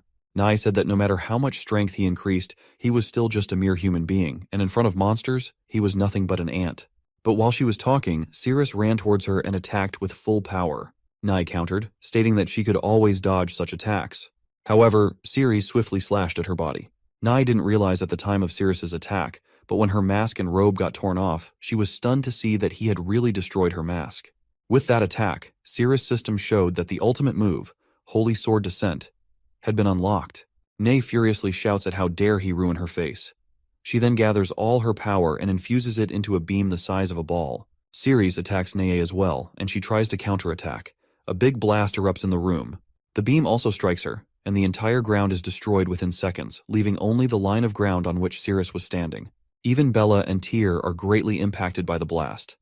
After the fog dissipates, Ceres sees that Ney is lying unconscious on the ground, believing he has won. Ceres' system shows a cooldown of 20 seconds for the Divine Sword Descent. He then runs towards the altar, but is shocked to see that the magic altar is still active. He wonders why the magic altar hasn't been deactivated. Suddenly he hears Ney's voice asking if he thought he had already won, as she would never allow filthy humans to touch the demon god's blood. Ceres notices that there are still 9 seconds left on the cooldown. He shouts back at Ney that he will end her in 9 seconds. But then Ceres looks towards Bella and sees that her health is dangerously low, on the brink of death. Ney stands up, shouting that she won't let him have his way as long as she's still breathing. She challenges Ceres to come forward and see who will emerge victorious, humans or monsters. Ceres finds himself in a critical situation, torn between rescuing Bella and Tyr and continuing the fight for the demon god's blood. He prioritizes Bella and Mark, neglecting Ney. Ceres swiftly flies towards the entrance to leave the room. Ney is momentarily relieved as they depart, thinking that humans are indeed foolish. On the other hand, Ceres shouts at the map to open and find the shortest route to the exit, as he needs to get to the hospital as quickly as possible now. Just as he gets out of the room, he is attacked by monsters. Ceres quickly gets ready to fight them. Until then, Bella remains unconscious, recalling her childhood memories. She remembers everyone laughing at her, mocking her appearance and questioning who would want to kiss her. Bella still longs to play the house game, but others sarcastically suggest she play the role of a gorilla instead. At that time, Ceres was approaching her, and some children tried to warn him not to go near her, saying he would get infected and turn into an ugly freak. To their surprise, Ceres slaps one of the boys. The scene shifts to the present time, where Ceres easily defeats the monster with a swift body slash attack. Meanwhile, in Bella's dream, the child who was slapped by Ceres is crying. Ceres tells Bella that the game isn't over yet, explaining that because he's a boy and she's a girl, he should play the dad, and she should play the mom. He promises to take responsibility for her. In the present time, after defeating the monster, Ceres reassures Bella that she will be fine. Meanwhile, on Ney's side, she looks at the altar, realizing she needs to add more firewood to maintain the temperature and cannot allow it to decrease. So, when she had no other option, Ney decided to sacrifice herself for that cause. On the other side, Ceres was battling monsters that stood in his way to stop him. Meanwhile, in the boss room, Ney shattered into pieces as she threw herself onto the altar as firewood. Before dying completely, she shouts to the holy demon god that she can no longer serve him personally. Meanwhile, Ceres fights with the dragon monster and uses his sword to attack. But as soon as he defeated the dragon monster, his exploding garment divine sword disappeared. His system notified him that the enemy had been defeated and the weapon had returned to the system. The system indicated that the weapon would be available again in 12 hours. So Ceres thought it didn't matter anymore, as they were almost at the exit. The scene shifts to the outside of the dungeon exit, where Ceres and some of his teammates are shown. Everyone is overjoyed that they made it out of the dungeon alive. While Cirrus was thinking about how close he came to dying in the underground dungeon, he reflects that even his dragon-scale armor was shattered, all because of that damned Cirrus. He speculates that Cirrus should have been defeated by the dungeon boss by now. Suddenly, someone sees Cirrus returning with Bella and Tyre in hand, and they inform Cyrus that Cirrus is alive. Cyrus is stunned by this news, and Cirrus looks very serious as well. Cyrus pulls out a sword from one of his teammates and shouts, questioning how Cirrus dared to follow them secretly and attempt to escape. He demands an explanation from Ceres, asking how he could defy his orders and try to run away. As the captain, Cyrus declares that Cirrus has lost his qualifications to be part of the expedition team, and states that he won't consider using the guild's medical resources to prolong Cirrus's life any longer. Cyrus then shouts that he's going to make sure of it right then and there and prepares to attack. However, to everyone's surprise, Cirrus kicks Cyrus in the face and uses him as a stepping stone to jump forward, stating that he doesn't have time to waste on him. Cyrus appeared to be unconscious, while the others were shocked and shouting at Cirrus, questioning how he dared to attack their captain. One member shouted and informed everyone that it was serious because Cirrus had kicked the captain and caused him to faint. They needed to hurry and take the captain to the hospital. The scene then shifted to the guild hospital, where the ward boys were seen running with Bella and Tyr on stretchers, shouting about an emergency case. Ceres felt relieved after ensuring Bella and Tyr were delivered to the hospital safely. He decided to quickly return to the dungeon because he was just one step away from obtaining the demon god's blood to cure the poison. The scene shifted to the dungeon where a red-colored substance was emanating from the altar. Gradually, it rose up and began taking the shape of a humanoid figure. Sadiel observed everything and wondered what kind of entity Boss Nay had summoned when sacrificing herself, as he gazed upon his transformed appearance. It seems like Nea was living under the identity of Bio in front of everyone, and they didn't know she was actually a girl. The red-colored substance formed into a dress-like shape, and a hand emerged from inside. As the hand emerged, the atmosphere grew intense. Feeling the sensation, Sadiel became tense and described it as a chilling feeling, as if she were being stabbed by countless needles into her bones. A monster with a human appearance emerged from the red substance and remarked that the scene felt very familiar, as if it were truly her own domain. When she first appeared, Azathoth had a boyish body but long hair like a girl. Sadiel, feeling the intense sensation, tensely tried to run away from there, thinking that the place was becoming too dangerous. Azathoth felt Sadiel's presence and approached the wall, pushing it with a finger. With her touch, the entire wall started collapsing, startling the monsters standing on the floor above as they wondered why their floor was exploding. Azathoth had caused this to reveal the person she sensed. After falling, every monster was hurt, and speculated whether Boss Nay had caused the collapse. However, one of them shouted for everyone to look up, pointing out that the underground dungeon had collapsed and they could now see the sky above. They speculated whether the collapse was caused by Boss Nay, but quickly dismissed the idea, realizing it required someone with greater power than Boss Nay possessed. While they debated, Azathoth interjected, stating that Nay was dead and that she now needed a servant. Hearing this, the monsters grew tense and debated whether they should escape or stay. One monster even approached Azathoth, stating that their lineage had endured over time due to their immense power, and they were willing to follow someone even more powerful than Boss Nay. Everyone else starts clamoring that they also want to serve, but Azathoth shouts that they are all too ugly and proceeds to destroy them. Azathoth declares that she doesn't want ugly minions. She then walks towards Sadiel, complimenting her appearance and instructs Sadiel to look up and open her mouth. With tears in her eyes, Sadiel opens her mouth and Azathoth pours her blood into it, instructing her to drink. After drinking, Sadiel feels a sudden change in her body, sensing a different sensation as if her body is beginning to heal itself. Azathoth approaches Sadiel and explains that Sadiel's body should be feeling very comfortable because her blood has the ability to repair all damage, fortify the immune system, and enhance strength. Azathoth adds that during the digestion process, it could bring Sadiel immense pleasure.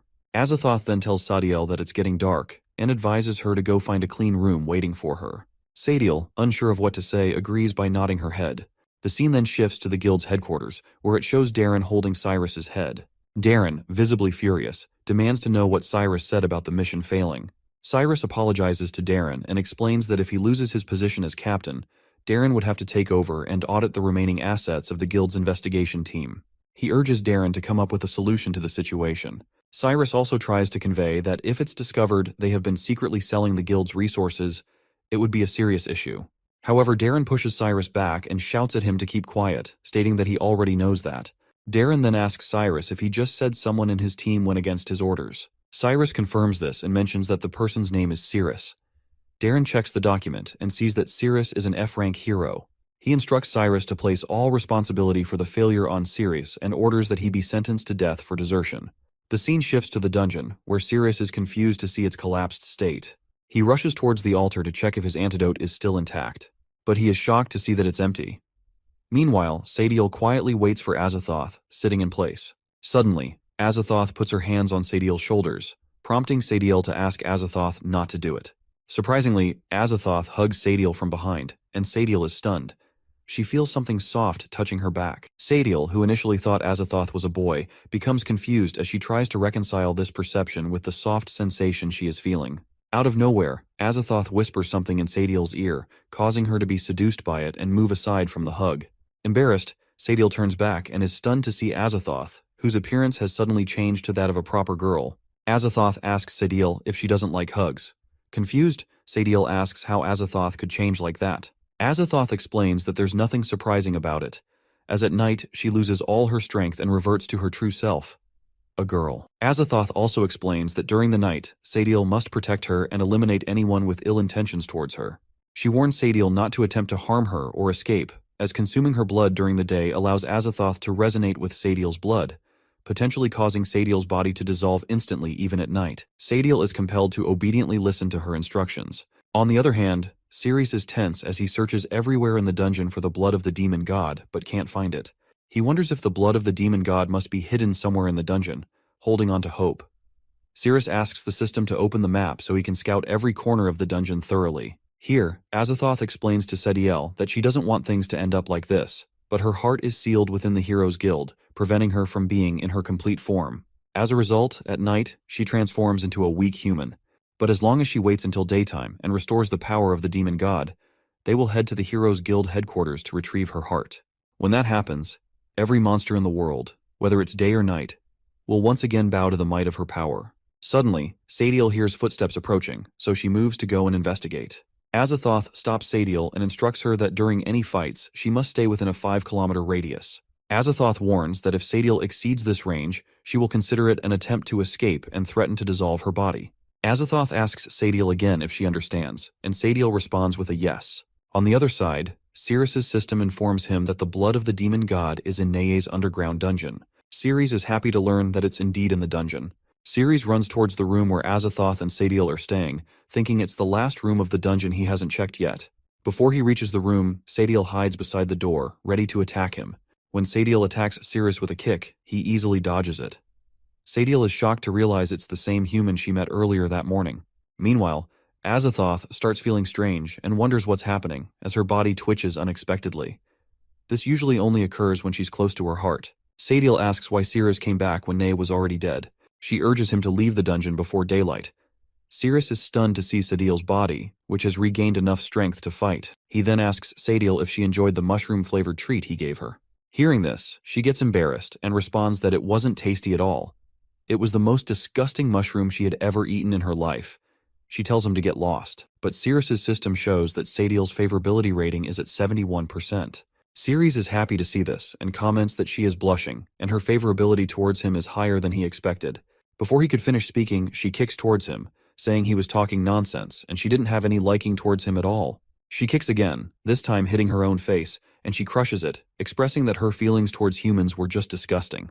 But suddenly, to her surprise, his body disappeared from beneath her leg. She is stunned, and when she turns around, she sees that he is running towards the room.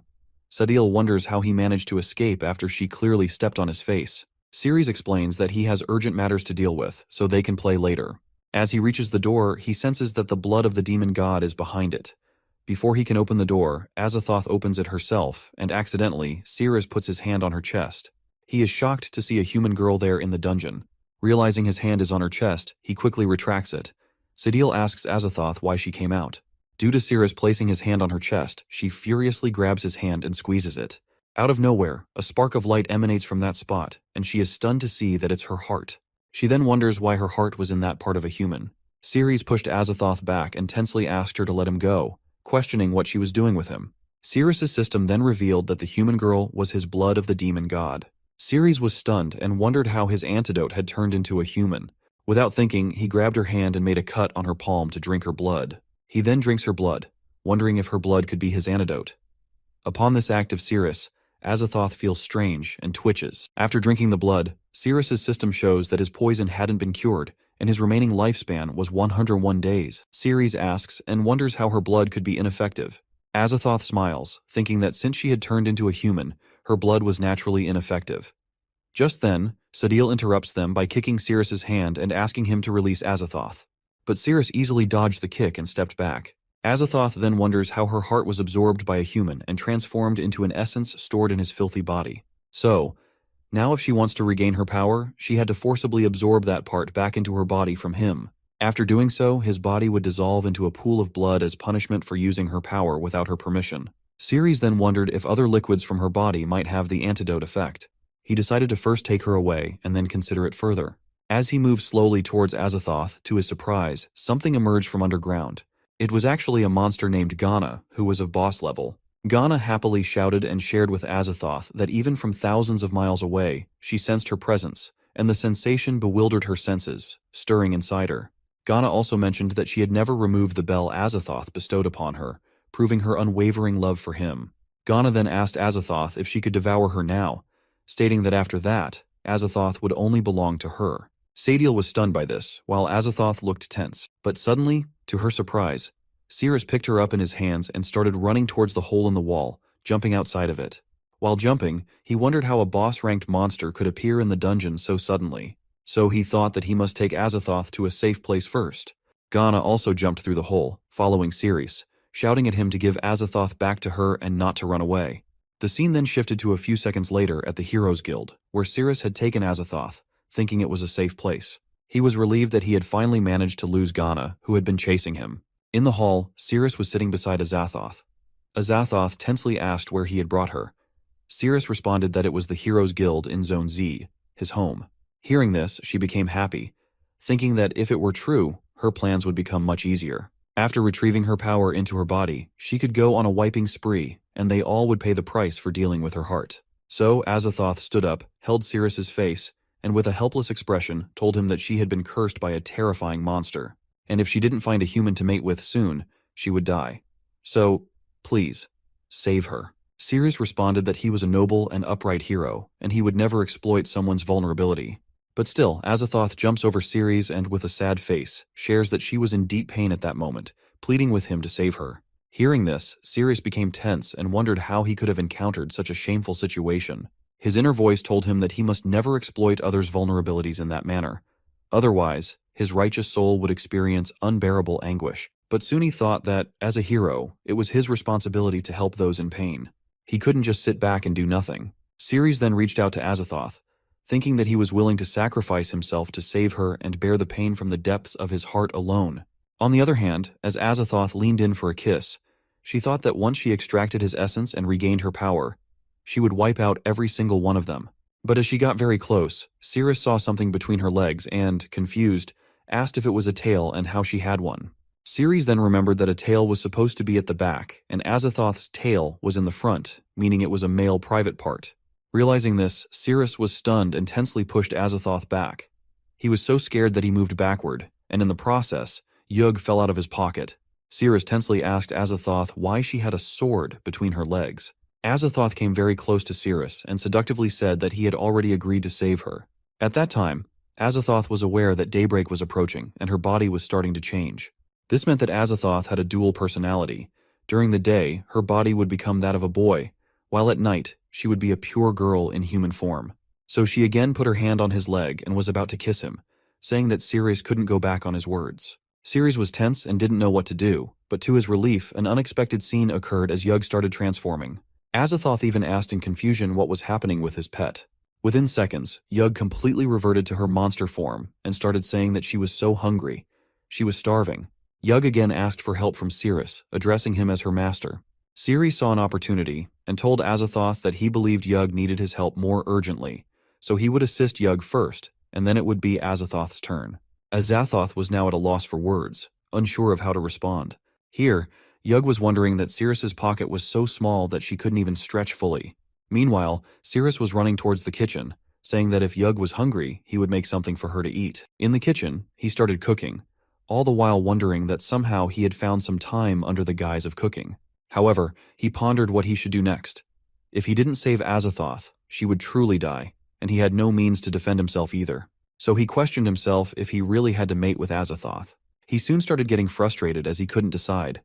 While he was cooking, Azathoth also approached from behind, thinking that she could wait until morning to regain her powers. Ceres noticed her but pretended he hadn't seen her. Seeing this, Azathoth realized that he didn't want to do what she had in mind. She thought that if Ceres didn't want to cooperate, she would have to resort to forcing him into doing strange things. Out of nowhere, Azathoth got close to Ceres and was about to place her hand on that part, but Ceres quickly took the food off the plate and started running outside towards Yug. He said he had finished preparing the food and needed to go outside to help Yug first. Azathoth became furious because her human body was too weak to overpower Ceres. When Ceres exited the kitchen, he noticed Yug's tail emerging from the bathroom, prompting him to investigate. When he looked inside, he was surprised to see Yug drinking toilet cleaner. He wondered if she would be okay after consuming it. To his surprise, Yug was actually happy and smiling, saying that it was delicious. In the next scene, Yug was eating the food, so Azathoth came to Ceres and insisted that he had already prepared food for Yug, and now it was her turn. Ceres asked Azathoth to calm down and listen to him first. To his surprise, Azathoth became wild and shouted that she didn't want to hear any excuses. She wanted to do it now. Just then, his system showed that the time limit for returning weapons had arrived. While Azathoth was still wild, she forcefully tore off Ceres's clothes into pieces, leaving him stunned and with only a scrap of cloth remaining. Azathoth, blushing, approached Ceres slowly. Meanwhile, Ceres's system alerted him that he had to complete the mission, which involved running through the streets and waving to 33 people. Seeing this, he became furious and shouted that he would never do such things. Suddenly, his system warned him that if the host couldn't complete the mission, he would be pulled back into the Advanced Paradise in reverse. A door appeared behind Ceres and slowly began to open. Ceres waited anxiously to see what was behind the door.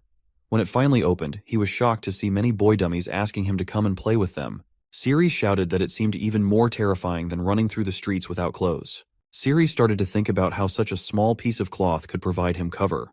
Horizontally, it wasn't long enough to cover his waist properly. Everything behind would be exposed.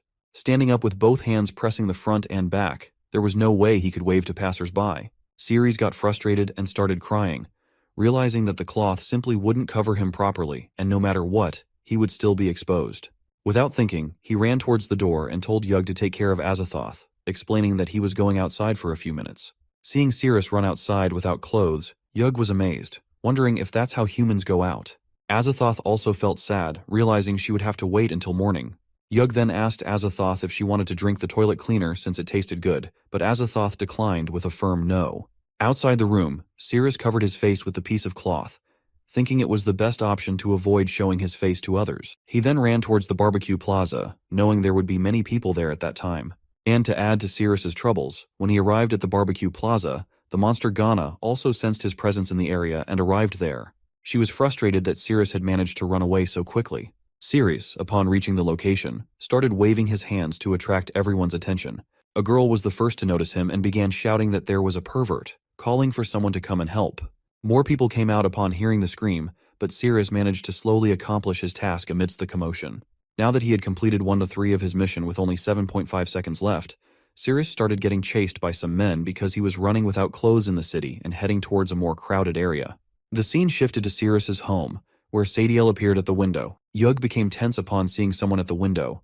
Sadiel was relieved upon seeing Azathoth and then warned them that they were in the city of the Brave Heroes Guild, so if they were caught, it could be very dangerous. Sadiel urged them to hurry up and leave. Azathoth responded that since it was almost morning, there was no need for them to hide anymore. She then ordered Sadiel to go and find Ceres. Azathoth instructed Sadiel that when the sun rose, he should let her blood fall on the ground, and she would find her way to him. Sadiel responded with a yes, and started running to find Ceres. As she ran, she wondered about what would happen to Ceres after reclaiming the essence, if humans would turn into blood. This thought made her tense. Suddenly, she heard everyone shouting something, and when she looked down from above, she was shocked to see Ceres running without clothes with some people chasing him. On the road, Ceres continued to wave his hands at others, surprising the people who were chasing him that he was still greeting people despite being pursued. His system showed that he had completed 2/3 of his mission, which made him happy as there were only a few people left to greet. Suddenly, out of nowhere, a large spider monster appeared and attacked the people chasing Ceres. Ceres heard the sounds of destruction and turned back to see what had happened. He was surprised to witness the scene unfolding before him. Other people, upon seeing the monster, urged everyone to evacuate the area and called for reinforcements. On the other hand, Sirius was confused about how a monster could appear at such a critical moment.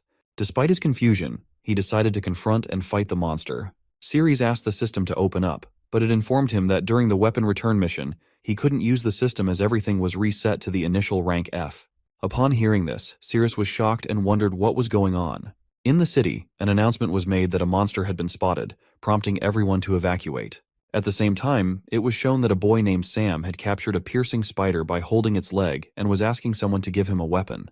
To his surprise, Sirius approached and shook hands with Sam, congratulating him.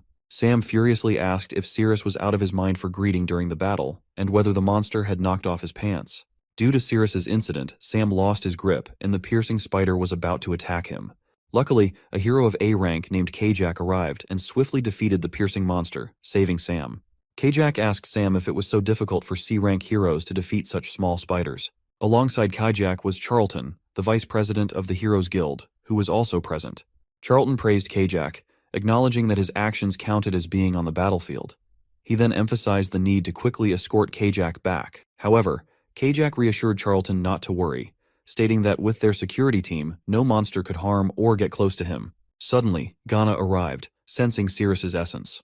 Upon seeing her, everyone became tense, and Kajak immediately ordered everyone to ensure Mr. Charlton's safety. Kajak attempted to attack Ghana with his sword, but she swiftly dodged the attack, and then she touched her face to his hand, asking if that was all he wanted to get close to her. Suddenly, Kajak's hand started melting, and his entire body began to burn slowly. Kajak howled in pain, realizing the poison's effects, and warned everyone to stay back and not touch Ghana. Ghana laughed, finding humans fragile for being unable to withstand even a small amount of poison. Another hero instructed the others to take Mr. Charlton away while he would hold Ghana back. Ghana smiled and asked if he wanted to hold her, mentioning that they had underestimated her. On the other side, Sirius was just one person away from completing his mission when another hero was burned by Ghana. Poisoning him, she remarked that the noises humans made when poisoned were truly pleasurable for her. As the hero died and his scream stopped, Ghana remarked that she hadn't heard enough screaming yet. She slowly moved towards Charlton, who began shouting for help. Sirius arrived and demanded that Ghana leave Charlton alone. He urged Charlton to look at him, and as Charlton did, Sirius's mission was completed and his clothes returned to him. Sirius then asked the system to open up, and it presented him with the option to choose a card.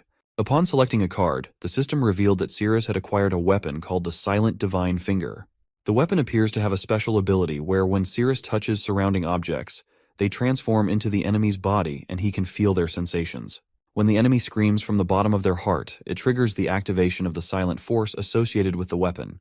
This ability suggests a powerful and potentially transformative aspect of the weapon in combat or strategic situations. Upon seeing Sirius, Ghana became pleased, identifying him as the human associated with her lord, Azathoth. She ran towards him, demanding to know where he had hidden Azathoth. Sirius responded that he would hand Azathoth over to her. Ghana replied that if that was the case, she would eliminate Sirius first, and then locate Azathoth on her own. Sirius locked Ghana as his target, and when Ghana attacked him, he dodged and moved away, touching the ground in the process. The moment Sirius touched the ground, Ghana felt a strange sensation, feeling as though someone was touching her body. This sensation embarrassed her, causing her to wonder why she felt that way. She screamed in response to the touch, and her scream value reached 12%, triggering the silent force. The force inflicted significant pain on Ghana, stunning her momentarily. She covered her chest and wondered if Sirius had indeed touched her chest just moments ago. She interpreted the sudden impact after her scream as an invisible force, likely Sirius's ability. Though not fatal, it caused her pain, confirming her suspicion of Sirius's capability. Ghana declared that her body and mind belonged solely to Lord Azathoth. She stated that anyone else who touched her besides Lord Azathoth would face death, and she vowed never to make such a betraying sound again. Ghana expelled all her toxins from her body and gathered them in her hand. She then informed Sirius that she would present his charred corpse as an apology to Lord Azathoth. Sirius became tense as Ghana launched her attack, declaring Sirius to die in pain as the price for touching her body. Despite Sirius managing to dodge the initial attack, Ghana continued to pursue him, attempting to grab him from the ground. At that moment, Sirius placed his hand on the ground and rubbed it. Ghana screamed again from the intense sensation she felt in her armpit, and this time her scream value reached 43%. As a result, she was struck by a powerful force, causing her significant distress. Sirius also wondered if the sensation was like he had just brushed against her armpit. Meanwhile, Ghana was in pain and realized that the sensation really hurt, noting that it was several times stronger than the previous one. She wondered how she ended up making a sound again when she had decided to hold back. But this time, it was her armpit that got touched. It felt so itchy, and for a moment, it brought her joy, realizing that even Cirrus was capable of triggering such sensations, much like Lord Azathoth. Ghana held the bell that Azathoth had bestowed upon her and sadly apologized, wondering what was happening to her. She questioned how Cirrus, a mere human, could dare to have thoughts similar to Azathoth. She found it disgusting because lowly humans could never compare to the nobility of Azathoth. Ghana hid herself to snap back to her senses, and once composed, she smiled and asked if now Azathoth would forgive her. On the other side, Cirrus was shocked to see Ghana hitting herself and interpreted it as a sign that she might have some mental issues. Ghana remarked to Cirrus that his attack moves were strange, and she declared that she would get serious now. She then took out her sword and prepared to attack. Seeing Ghana take out her sword, Cirrus wondered if the location where she concealed her weapon was even more peculiar. He interpreted the situation, noting that the first time it was her chest, the second time her armpit against the wall, so logically, if he calculated based on the distance ratio, her next move would likely be aimed at his back. For some reason, Cirrus started running away, prompting Ghana to chase after him, shouting why he was running now when it was too late. She jumped at Cirrus to attack, but he managed to dodge the attack. Cirrus shouted that his agility was higher than hers, and he wouldn't let her catch him off guard. Ghana responded by acknowledging she knew, then threw a spider web towards Cirrus. He became ensnared in the web and struggled to escape by moving around. Ghana stated that he wouldn't be able to break free, and now he had to die. She went in for the attack, but just then, Cirrus managed to free his hand from the spider web and touched the ground. After touching it, he wondered if he was correct, noting that the sensation he was feeling was akin to touching the inner part of her thigh. Ghana once again felt intrigued and tense due to Cirrus's strange skill. This time, she put her hand over her mouth, determined not to scream. Cirrus attempted to tickle her more, but she remained resolute in not making a sound under any circumstances. She succeeded, with the scream percentage only reaching 1%, indicating the force was not very strong. Ghana was relieved and happy that she managed to hold back, realizing that as long as she didn't scream, she wouldn't be vulnerable to further attacks. When Ghana looked at Cirrus, she was surprised to see that he had escaped from the spiderweb and slipped away. To her surprise, Cirrus responded from behind that he hadn't said he was going to slip away. Ghana smiled, considering Cirrus's decision not to run away as a foolish move. She then placed something in her mouth while explaining that she had figured out all his attack moves, and the chance he had to escape just now was the only one. Now, she was determined to dominate him single-handedly. When she removed her hand from her mouth, it was revealed that she had covered her mouth with spiderweb. Her idea was that by sealing her mouth shut with spider's web, she wouldn't make any screaming sounds, rendering Cirrus's attacks useless against her. Cirrus asked Ghana if the spot she felt was on the inner part of her thigh, right? Upon hearing this, she became embarrassed and frustrated, thinking Cirrus was a disgusting human paying such close attention to her body. Cirrus understood from her silence and explained that after locking her up, he arranged everything according to the proportions of her body.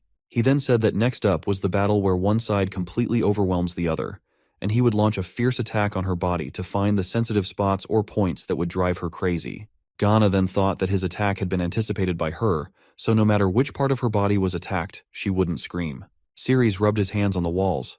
Ghana knew it was coming, so she somehow endured it and didn't scream. Cirrus was also surprised to see that there was no reaction at all. Meanwhile, Ghana was tense, realizing that the feeling was completely different from before and seemed to be coming from the bottom of his heart, but somehow she held back. She still talks about Lord Azathoth as if the feeling were from the bottom of her heart, but she endured it and didn't betray Azathoth. This level of pleasure still couldn't be compared to Azathoth. Cirrus again rubbed his hands on the walls and then rubbed them together, asking Ghana to enjoy it. Ghana was getting seduced and wondered why the feeling directly rushed into her mind. On the other side, Charlton was noticing everything and saw that the female monster started to wriggle again, which was amazing. Charlton wondered what kind of trick it was that made the female monsters emit those moaning sounds, and he also wanted to learn that technique.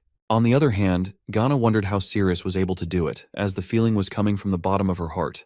And it's so intense, like she had never felt before. Suddenly, she noticed that the images of Lord Azathoth were starting to blur in her eyes. She became determined not to let it happen, as she must stop everything. There couldn't be such thoughts anymore because she belonged to Lord Azathoth, and she needed to compose herself. Cirrus was also shocked to see that Ghana still hadn't made any screaming sounds, as it seemed the excitement wasn't enough yet. Ghana then infused all the toxins from her body into her weapon and rushed towards Cirrus to attack, thinking that she wouldn't fall down easily. Seeing her approach, Cirrus moved closer to the wall and rubbed his hands together, inviting Ghana to appreciate his skills. This caused Ghana to tremble again and wriggle on the ground as she endured it. She became tense, feeling overwhelmed by the intense sensation, unable to move even a bit. So she thought that she had to eliminate Sirris quickly. Otherwise, Lord Azathoth would disappear from her heart. With determination, she threw her sword towards Sirris to strike him down.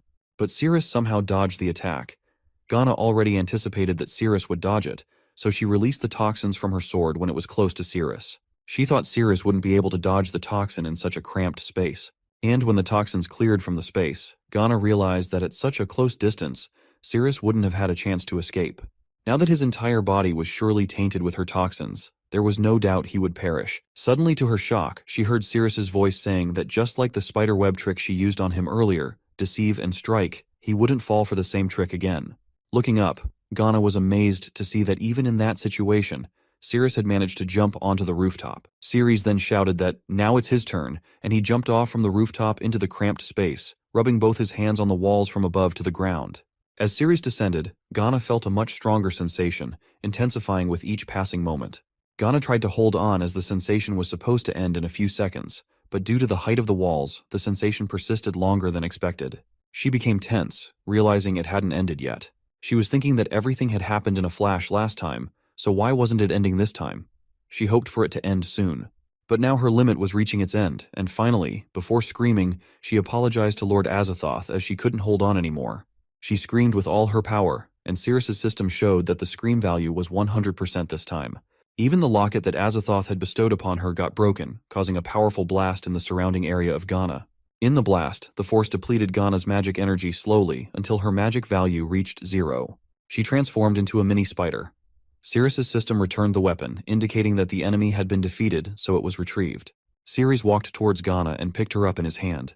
His system showed that Ghana's favorability towards him was 100%. Sirris's system indicated that a passive conquest had been unlocked, and after defeating the boss, he would obtain the boss's exclusive skill. So the skill Sirris acquired was Toxic Fusion, which allowed him to attach potent poisons to weapons. Sirris wondered if he could also attach poisons from within his own body onto weapons. The scene shifted to Sadiel, where she used her blood to summon Azathoth. As her blood dropped on the ground, Azathoth disappeared from the room, stunning Yug as he witnessed it.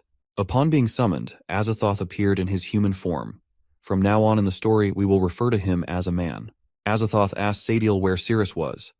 Tensely, Sadiel responded with an apology, admitting that she had lost track of Sirris. Hearing this, Azathoth was stunned. He explained that the human body he inhabited was originally her heart, and if he didn't retrieve it, he would become a powerless human again at night. Despite this revelation, Sadiel confirmed that she had indeed lost track of Sirris. Suddenly, Azathoth heard distant sounds from the city and sensed that it was the power of the system. Without hesitation, he flew towards that area. Sadiel watched tensely as he departed. The scene returns to Sirris, where his system shows that he unlocked a new skill called Placement, allowing him to teleport conquered monsters back to their home. As Sirris uttered Placement, Ghana disappeared from his hand and teleported to Yug's room. Yug was confused when something hit her head, and upon seeing it was a spider, she reacted with surprise. On Sirris's side, Azathoth suddenly grabbed him, and before Sirris could react, Azathoth captured him by locking his head. Azathoth then stared at Sirris, expressing disappointment that Sirris had promised to save him but fled midway, which greatly angered him. Seeing Azathoth in his human form, Sirris became certain that Azathoth was indeed a man and the entity who had deceived him about the curse. Azathoth responded affirmatively. Sirris then asked Azathoth what he wanted now. Azathoth asked Sirris to continue fulfilling his unfulfilled promise. Sirris responded that he had no interest in men. Azathoth then changed his appearance and asked Sirris how about now. Sirris tensely turned his face back and was shocked to see Azathoth had transformed into a character resembling a girl wearing a cat-themed dress.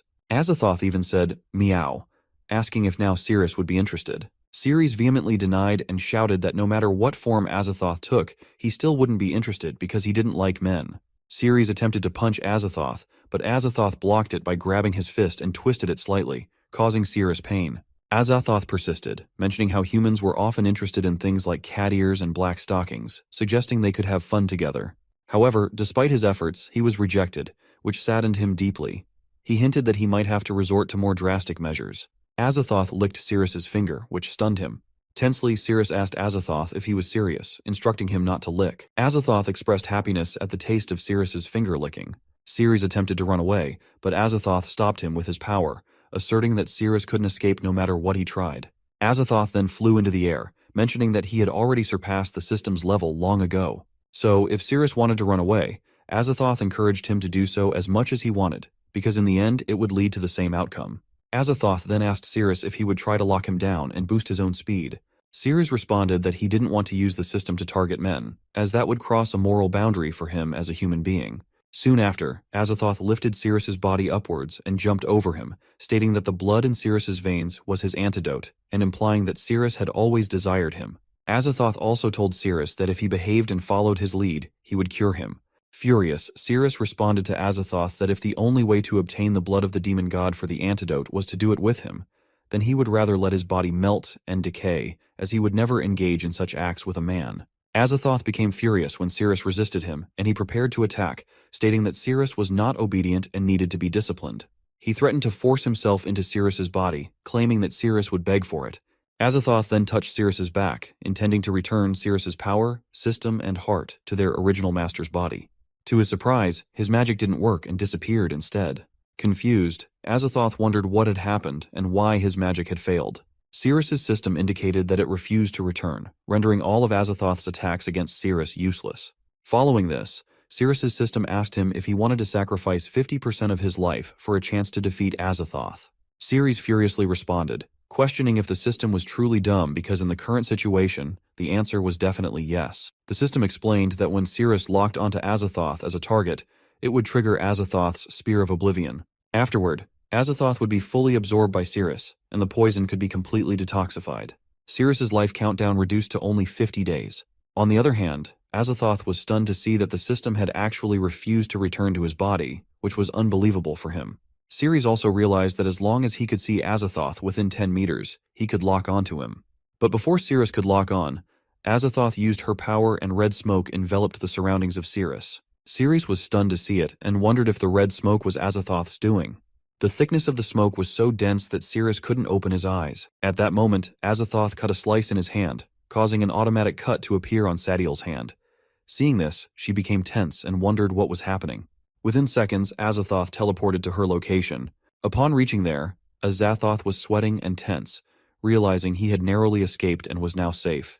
He was furious that the system had rejected to return to him, feeling betrayed. Seeing Azathoth in this state, Sadiel was confused and wondered what had happened. Azathoth also realized that his location was likely locked by the system. On the other side, Sirius was surprised to see that the system had locked Azathoth's location, but he was also stunned to see that Azathoth had managed to move so far in an instant. Sadiel asked Azathoth tensely if he was sweating because he had been injured. Azathoth responded that no one else in the city could harm him, and since she had drunk his blood, their bodies were resonating with each other. He explained that if he were to be injured, the harm would transfer to her first. Hearing this, Sadiel became tense.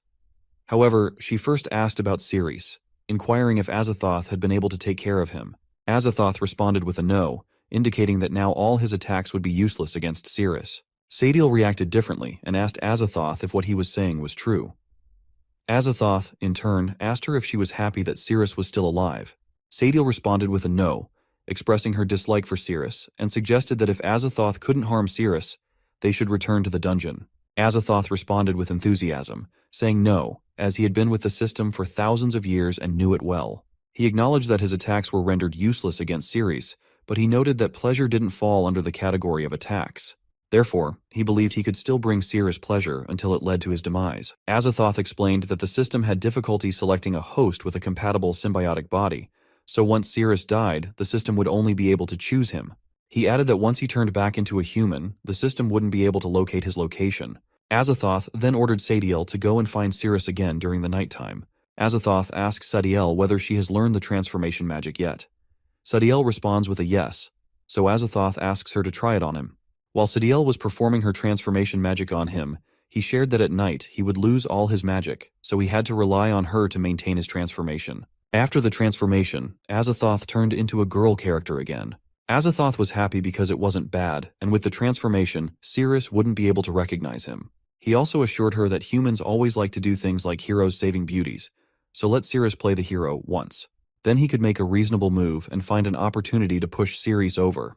Sadiel confusingly asks Azathoth if he could really wipe out Sirius in a pleasurable way. Azathoth responds with a yes and asks her how she thinks he died.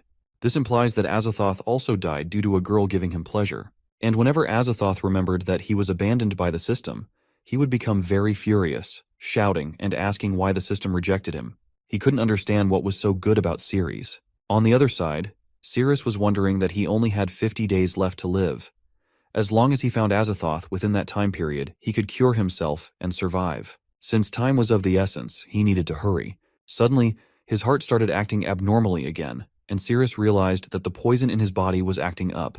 This time, it affected his feet, as he felt a burning sensation in his little toe. He fell to the ground, howling in pain, and slowly fainted. Seeing this, Charlton ran towards Ceres, wondering what had happened. The scene then shifted to some time later when Ceres woke up and saw that he was in a hospital. Even the ward boy, seeing him awake, got happy and shouted to his underling to go and inform Mr. Charlton about this. Ceres asked the ward boy who had brought him to the hospital. The ward boy responded that it was Mr. Charlton, the vice president of the guild, who brought him there. Hearing this, Ceres was surprised. Just then, Charlton entered the room.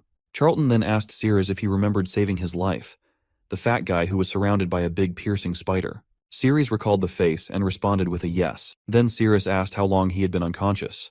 Charlton responded that he had been unconscious for 13 hours. Hearing this, Ceres was shocked and asked if it was really that long, as it seemed his body had been drained from fighting for so long.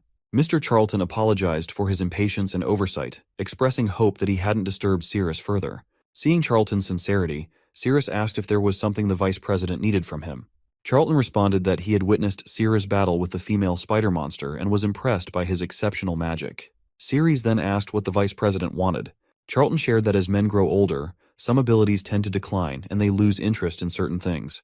However, he saw Ceres' battle and found it very impressive and intriguing. He expressed that if he could learn Ceres' abilities, it would surely rejuvenate him and help him escape the suffering of the past 10 years. Ceres still didn't understand what the vice president actually wanted to say.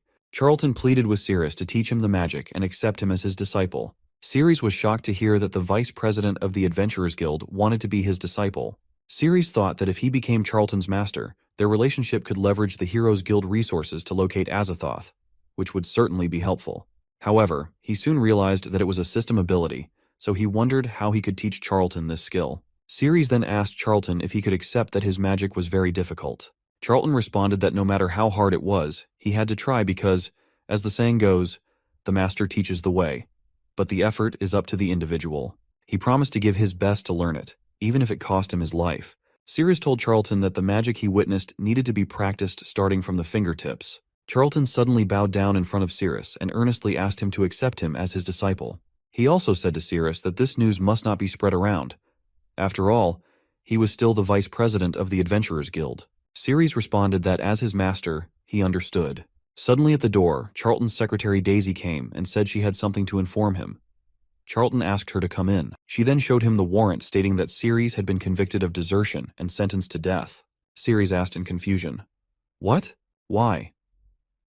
Daisy responded, "The document shows that Ceres disobeyed the captain's orders in the Cyrus squad, ran away without permission, which led to the mission's failure." Charlton turned to Ceres and said, "The matter is quite serious, but he will try to handle it as Ceres was his master." Ceres reassured Charlton that he didn't run away, as he had stayed to take care of the dungeon boss, Nay.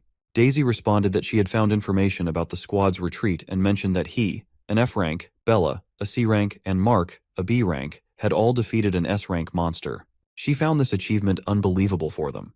Ceres asked Daisy to send someone to confirm his statement. Daisy responded that the dungeon was currently empty as she had already sent someone.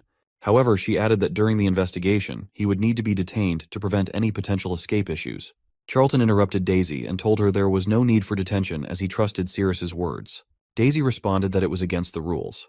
Charlton then said that if that was the case, he would take on the responsibility of supervising Ceres during the investigation process. Daisy informed Charlton that he needed to attend the guild's appreciation banquet that evening. Charlton asked her to let Ceres accompany him. Daisy once again urged Charlton to reconsider, emphasizing the banquet's high importance. Charlton thought for a moment and then told Ceres that it was decided he would not disturb him for the rest of the day and would come later at night to pick him up for the banquet. Ceres responded with an okay. When they both left, Ceres felt relieved, and then Ceres thought of checking Azathoth's location. Once he was ready, he planned to set out to find Azathoth. When Cirrus opened the system panel, he was surprised to see that Azathoth hadn't left the city. Upon closer inspection, he was stunned to realize that Azathoth was very close to him. When Cirrus thought about it seriously, he was shocked to realize that Azathoth was none other than at his home. He tensely ran back to his house, and upon entering, he found that there was no one in sight. As he went further inside, he discovered that Ghana was still there, but Yug was nowhere to be found in the house. So Cirrus interpreted that Yug had been captured by Azathoth. The scene shifted to Azathoth and Yug, where Yug was confused and tensely asked where she was. Azathoth smiled and responded that they were at the auction venue for monsters and humans. Ceres was running towards the place where Azathoth's signal was showing, and he noticed that it had already been half an hour since he hadn't moved, indicating that he was very close to him. Suddenly, the marker showing Azathoth's location disappeared, and Ceres realized that he would be unable to track Azathoth at night. As Ceres moved further, he was attacked by someone, but he easily dodged the attack and wondered who was now targeting him. The person's name was Raka, and he explained that it was the territory of the Star Cavalry. He warned Cirrus that intruders, whether heroes or monsters, would be dealt with mercilessly. Upon hearing the term Star Cavalry, Cirrus wondered if they were the bandits known for thriving on kidnapping. They all prepared to fight Ceres, with Raka mentioning that the female monsters and women in the prison were likely baits released to lure them out. He also warned that there might be other heroes lurking nearby. They decided to capture Ceres and interrogate him. Ceres wondered if the female monsters they mentioned were Yug. He thought it was the perfect opportunity to ask them if they had seen a perverted male monster in the area. Suddenly, his system showed a reminder that the weapon return mission would begin in 2 minutes. Ceres felt tense because if he entered the weapon return mission, his stats would revert to their initial state of F rank. Therefore, he decided to finish off the situation quickly within the remaining 2 minutes. The scene shifted to Yug, who was trying to free herself from handcuffs, but couldn't due to a restraining magic on them. She also shared that without the nourishment of a male, her body became too weak. She wondered if she should return to where her master lived. Azathoth asked Yug if, being a monster, she didn't want to return to the dungeon. Yug responded that as a Ling-Lang lizard, she naturally relied on the essence of males. She chose a stronger guy and preferred human dens over monster caves, adding that the wine in the bottle was extremely delicious. Suddenly, to both Yug and Azathoth's surprise, there was a blast in the wall, and a boy was thrown into the room. Ceres arrived there, relieved that everything had ended within the 2-minute time frame he had. Ceres then said that if they had handed him the key sooner, they wouldn't have ended up getting a beating. Just then, his system showed him the weapon return mission, which required him to slap someone's buttocks 10 times until they made a sound. The countdown was set for 60 minutes. Hearing about the mission, Cirrus tensely approached the person he had beaten and asked if he could still scream. However, it was too late. The boy had already fainted. Ceres realized that he shouldn't have hit so hard. Azathoth asked Cirrus to save them, but Cirrus hesitated, realizing they were in the outskirts where monsters could appear at any time. Without the power of the system, it was very dangerous. He decided to focus on completing the mission first. He unlocks Yug's handcuffs and slaps her on the buttocks, causing her to scream. Seductively, she asks what he is doing. Ceres responds that to ensure their safe departure from the place, he needs to spank her butt, so please don't resist. Azathoth smiles and thinks to himself that Ceres definitely wasn't a good guy. Dealing with this kind of person, all he needed to do was flirt with him a bit. Cirrus would fall for it. Azathoth couldn't believe Cirrus would come up with such an absurd excuse just to take advantage of her. Azathoth, now a girl in front of Cirrus, asks him to unlock her too. She assures him that as long as he saves her, she doesn't mind if he spanks her, and she is even willing to offer herself to him. So Cirrus agreed, but the moment he unlocked the handcuffs, Azathoth jumped towards him and hugged him, crying. She told him that she had been violently kidnapped and brought there. She was so scared because they had threatened to sell her to goblins. Azathoth also told Cirrus that now that he had rescued her, she would be all his. The moment she said that, Cirrus spanked Azathoth's buttocks, but she didn't scream. Seeing this, Cirrus tensely asked why she was not making a sound. Azathoth gets close to Cirrus and strangely asks him to do it again. Ceres tensely considers denying her request, but before he can respond, his system shows that because Azathoth didn't make a sound, he had been frozen for 5 minutes. When Cirrus falls to the ground, frozen, Yug crawls towards him and holds his head, expressing that she feels very uncomfortable and urgently needs his body essence and blood. Otherwise, she might collapse and die. But Cirrus was fully frozen by then, and even his eyes were starting to close. Somehow, he managed to open his eyes and saw Yug kissing his neck. Seeing this, Azathoth got angry and shouted at Yug, calling her a shameless wizard for making a move while she wasn't looking. Azathoth moved to slap Yug, but before she could, Yug captured Azathoth in her tail. Yug responded that Cirrus was her master, not Azathoth, and besides, she was the one who arrived first. Azathoth became furious, but was unable to do anything, and wondered that if it were daytime, he could have easily removed Yug away. So Azathoth decided to forget about the situation, realizing that the priority was to reclaim the system rather than argue with Yug. Azathoth then suggested a three-way romance and got very close to Ceres. Seeing this, Ceres wondered whether Azathoth was truly being held against her will, questioning why she felt compelled to engage in such actions with him. Meanwhile, Sadil sat at the top of the room, observing everything and pondering whether Azathoth genuinely desired this interaction with Ceres. Feeling the sensations in his body as though they were shared with her own, Azathoth shared that it had been a very long time since she had played like that. The more Azathoth continued, Sadil felt the same intense feelings and became increasingly seduced. Here, Azathoth asks Ceres to slowly bend his hand and apply a bit of pressure, which caused Sadil to experience even more intense sensations. She noticed her body starting to feel numb and getting goosebumps all over. Azathoth then reaches for Ceres's main part, causing Ceres to tense up and hope she wouldn't touch that area. Meanwhile, Sadil began to feel as though she was holding something in her hands. Suddenly feeling the grip, Ceres recognizes it as familiar, and upon closer inspection, realizes it's none other than Sadil. Seeing Ceres furious, Azathoth wonders why the look in Ceres's eyes had changed. Azathoth realizes that it's the technique he used inadvertently, which means he has been exposed. Tensely, Azathoth calls out to Sadil. Upon Sadil's arrival, Yug senses danger and transforms into her small form, running towards Ceres and asking for protection. Azathoth asks Sadil to quickly take him away since he has been exposed. Sadil agrees and prepares to act. Ceres was stunned to see that Azathoth had actually transformed into a girl to get close to him, and he realized he was lucky to have figured it out.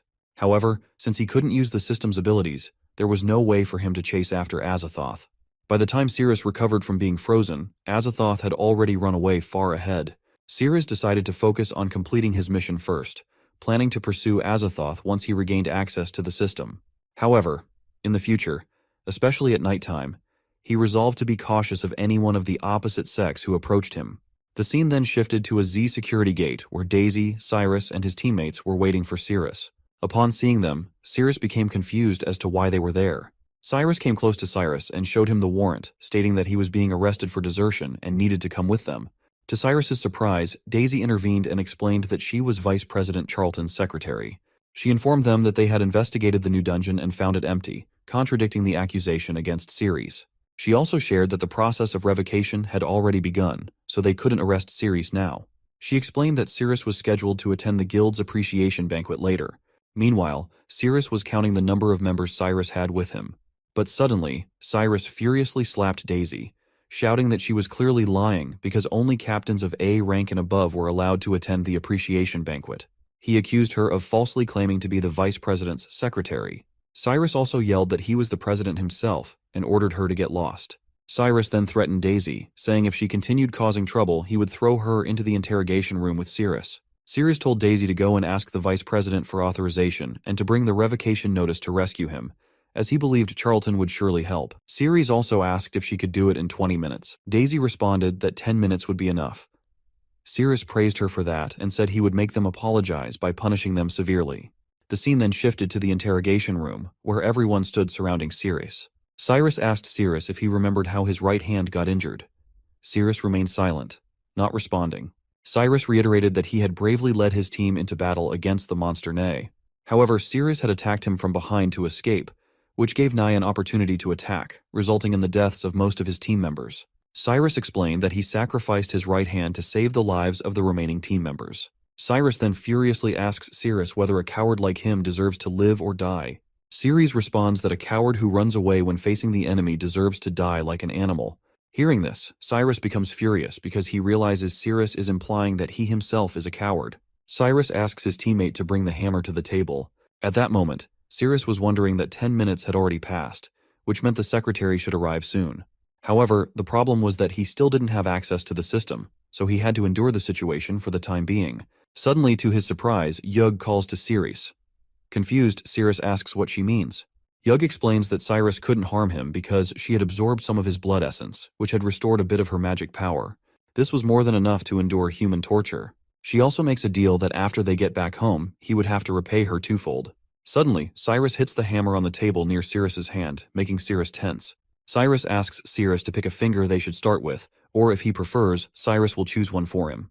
Just as Cyrus is about to strike, one of his teammates interrupts, saying it's not a good time because the vice president's secretary has arrived with the revocation notice for Cyrus.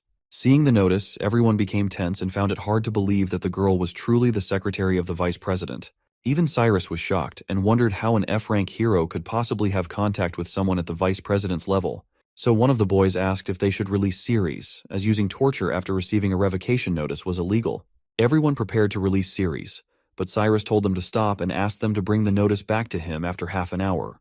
As he hadn't received any revocation notice yet, Cyrus claimed he didn't know anything about it.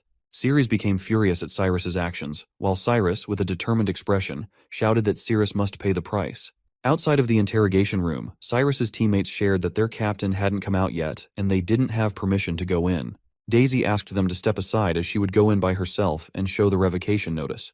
He responded to Daisy again, stating that it was the interrogation room and she didn't have the right to come and go as she pleased. Inside the room, Cyrus hit Cyrus's hands with the hammer, but to his surprise, Cyrus sustained no injuries from the blows. So Cyrus wondered what had happened, as there were no broken bones, no bloodshed, and not even a scratch on Cyrus's skin. Outside, Daisy was arguing with the guard. Suddenly, out of nowhere, Charlton arrived and asked the guard if he had the right to enter the room. Seeing this, the guard became tense and moved away from the door. Charlton kicked the door open, and upon entering, he saw Cyrus about to hit Cyrus with a hammer. Cyrus was stunned and tensely asked why the vice president was there. Charlton showed the notice and explained that it was the revocation notice for Cyrus's arrest warrant, instructing them to release Cyrus immediately. Cyrus tensely dropped the hammer and agreed to release Cyrus. Then they released Ceres, and Charlton explained that as a captain, Cyrus had abused his power by torturing a subordinate. Charlton warned that if the matter was investigated, Cyrus would likely be stripped of his captaincy at minimum. Cyrus, feeling scared, responded that he hadn't received the revocation notice, which was why he had taken action. Cyrus also mentioned that his teammates could testify for him, but surprisingly, none dared to do so because they didn't want to offend the vice president. Charlton furiously asked what Cyrus had to say now, leaving Cyrus speechless. Cyrus was also wondering what to do next, considering he could only go and ask his brother for help. Ceres stood up and said he could testify that Cyrus hadn't seen the revocation notice, and he wouldn't pursue the matter of Cyrus arresting him. Ceres then insisted that Cyrus and the others should bow and apologize to the secretary. Confused, the secretary wondered what Ceres was doing. The scene then shifted to a few minutes later, where everyone from the Crusade Squad was bowing down in front of Daisy. Ceres stood with a stick in his hand. Everyone apologized to Daisy, while Ceres furiously remarked that they dared to treat such a beautiful secretary rudely, and then started hitting everyone in their butt with sticks. When everyone was screaming in pain, Daisy, seeing it, was blushing and smiling, thinking about Ceres. They all shouted that they were wrong and wouldn't dare to do it again. With that, Ceres's mission was complete, so he informed Cyrus that the issue between Cyrus and Daisy was resolved. Hearing this, Cyrus tensely asked what Ceres meant. Ceres furiously grabbed Cyrus's hand and demanded that they settle their matter now. Cyrus tensely asked Ceres if he wasn't saying that he wouldn't pursue the matter of the arrest. Ceres angrily replied that it was about Cyrus hitting his hand with a hammer, and as he said this, he tightened his grip on Cyrus. Due to this, Cyrus starts howling in pain and was asking sorry from Ceres if he wouldn't do it again and forgive him. Ceres responds with an okay and breaks Cyrus's hand by hitting it on the knee. With that, Cyrus's left hand also got broken from the middle. His teammates started getting scared and tensely asked whether he was okay. Ceres also said that now he was forgiving Cyrus. Charlton informed Ceres that Daisy would take him to the banquet, as Charlton needed to meet with an envoy from the Holy See first. Ceres, confused, asks what the Holy See is. Charlton explains that they had established the church with a mission to eliminate all evil thoughts from the world. They possess unparalleled purification magic capable of eliminating any toxins from the body. The scene shifted to an appreciation banquet hall where the saintess named Mia of the Holy See was arriving at the party with Charlton. Upon seeing Mia, two boys started talking about her because her dress was so revealing. They wondered if it was a bit inappropriate for a saintess to dress like that. Suddenly, Mia stopped and stared at them. They were stunned, realizing that Mia had heard them. Mia then said that their doctrine was to eliminate all evil thoughts in the world. She explained that to eliminate evil thoughts, one must fully understand them, which is why people in their Holy See dress like that. She then asked the boys not to look at her with their filthy eyes. Hearing this, Charlton became furious and ordered the guard to slap them 10 times. Upon hearing this, they immediately started apologizing. Mia intervened and told Charlton that there was no need for that.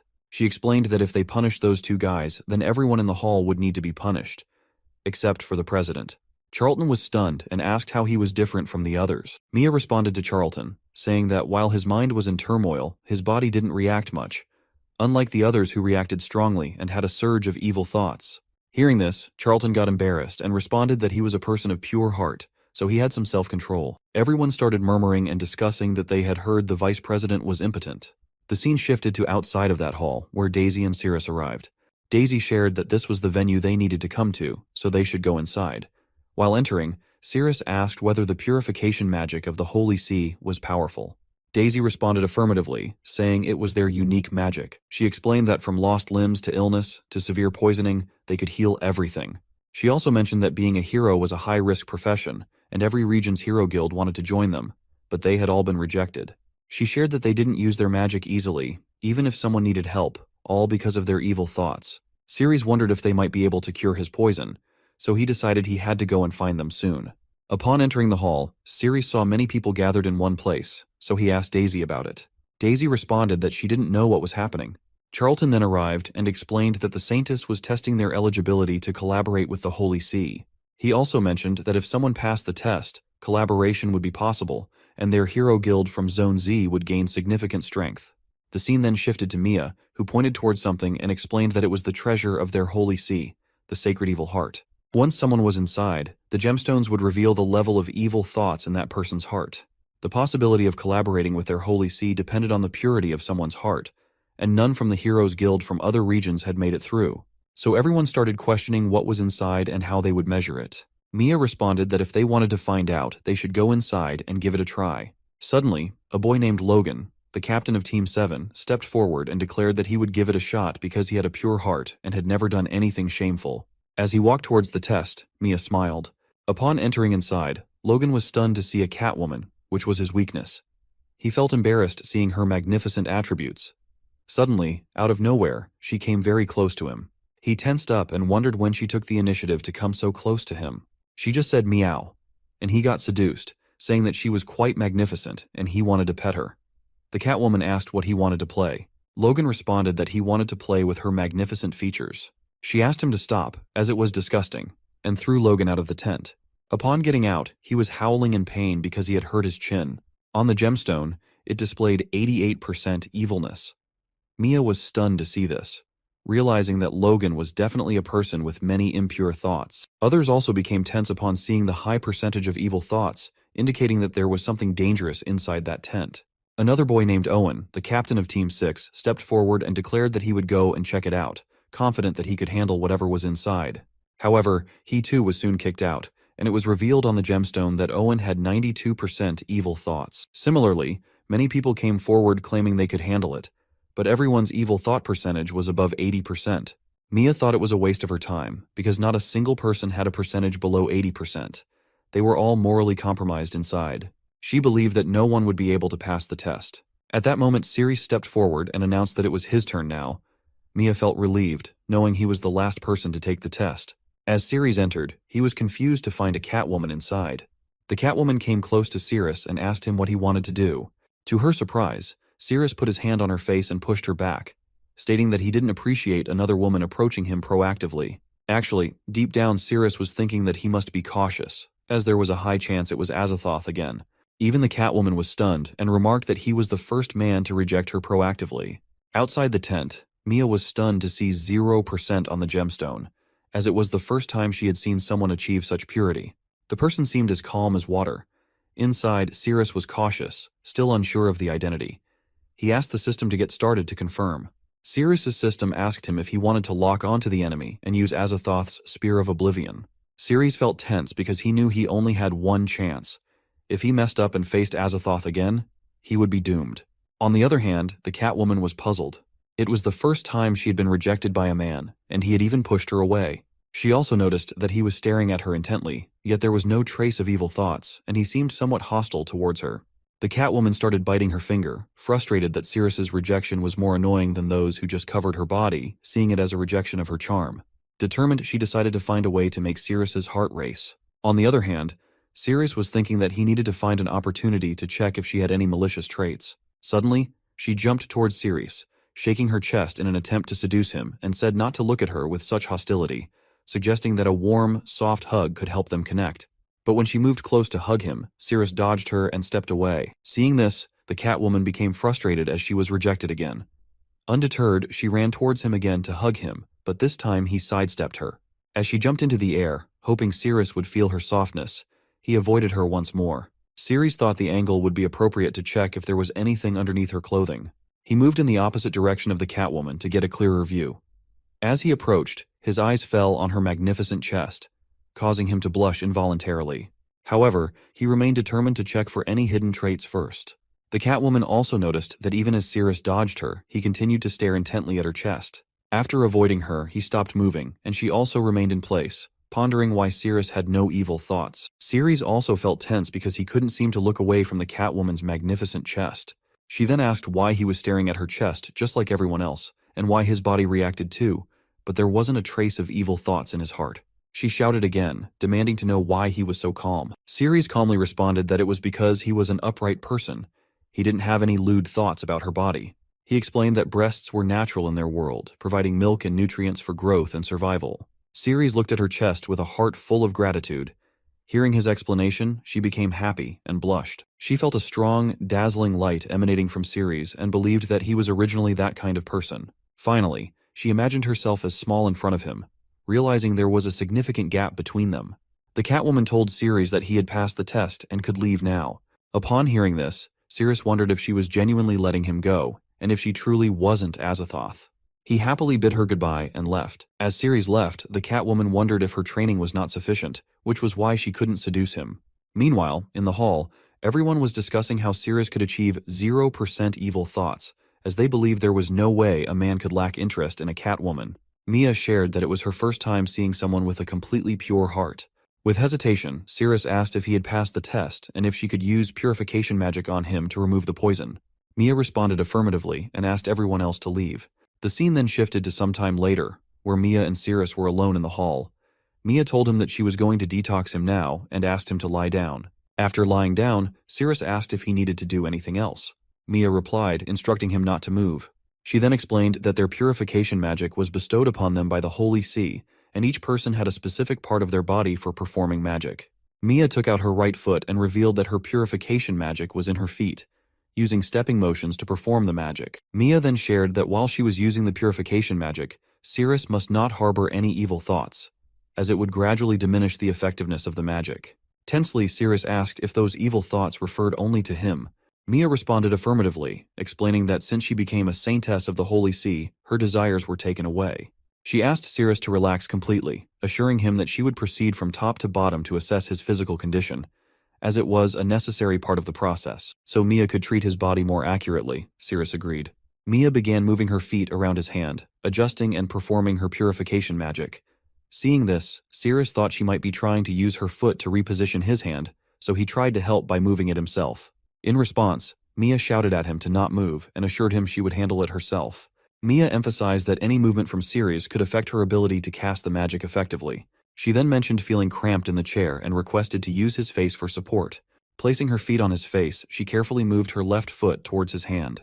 Mia then announced that she was beginning the magic, and the moment she lifted her foot, Cirrus felt pressure on his face. Suddenly, to his surprise, he found himself floating on water and wondered where he was. Out of nowhere, a foot descended from above and pressed against him. Cirrus tensed up as the weight was substantial, so he pushed the foot back with his strength.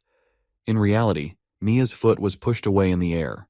She asked Cirrus to relax and not resist her foot, explaining that it was part of the healing process. Mia also explained that she was using her purification magic to project his consciousness into a specific part of his body. She assured him that she would bring him out of the water and his fingers would be healed. Cirrus responded that he understood and was ready.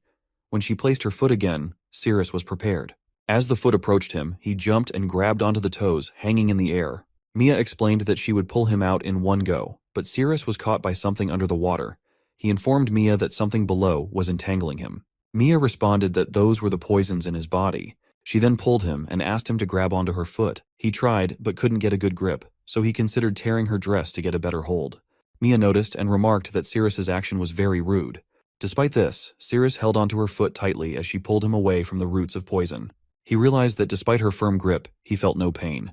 Instead, he felt surprisingly comfortable. Suddenly, Cirrus felt his little finger getting very warm. As soon as he was pulled from the water, he saw in real life that his little finger had returned. Opening his eyes, he witnessed his finger regenerating, confirming that it was indeed working. Then Mia mentioned that she could sense another remnant and asked Sirius to take off his shoes. Just like before, his foot's limb was also restored. Sirius was amazed by the power of purification magic. Mia then explained that she needed to change direction now that she had located the poison in his body. She placed a chair between his legs and asked him to lie down without moving, emphasizing they needed to work together to detoxify it. She then puts her foot on his private part because it's the source of the poison. The moment she puts her foot, Sirius is stunned due to pain and wonders whether it is really there. In the imaginary life, she was pushing Sirius inside the water, saying that she would send him down and he needed to pull the poison to the surface, and it would disappear, and his body would be detoxified. Sirius responded furiously that he couldn't breathe underwater. Mia reassured him not to panic, and then wrapped both legs around him, explaining that this would help him expel all the poison by continuously strengthening his power. Suddenly, Sirius noticed that he was growing larger. As he reached the depths of the sea, he saw red roots emerging from the bottom. He asked if these were the poison in his body. With determination, Sirius moved towards the roots of poison to pull them out. Whereas here in real life, Mia's body starts feeling very strange. On the other hand, the Sirius system shows that there was 1% of locked favorability, which means somehow Sirius locked Mia as her target, and now Mia was going to be seduced like others. So what do you guys think, whether she would be able to detoxify him, or her evil thoughts and desires would arise somehow? And lastly, Sirius had to fight with Azathoth without his will to cure his body's poison. We pick up the story right when the poison detoxification process is underway, and suddenly the system locks Mia as the target, making her body feel pretty nutty. Right on cue, the poison surrounding our boy began to dissipate after Mia successfully activated the shield.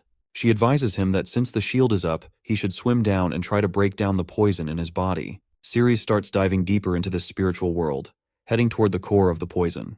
The tentacles are getting demolished as soon as they touch the shield, so he's making good progress.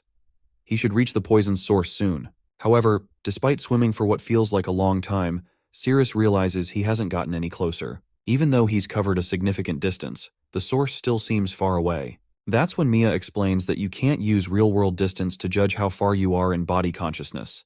So, even if the source looks close, it's actually not. Meanwhile, Mia continues to rub her feet anxiously to keep the shield up, but she's worried she might exhaust herself at this rate. Not only that, she's feeling a strange sense of joy spreading from her feet. Well, we can understand why she's feeling this way, because the system has been locked, and the favorability has just increased to 21%. However, it looks like things are starting to go wrong. The shield has begun to crack, and water from outside the shield starts leaking into the bubble.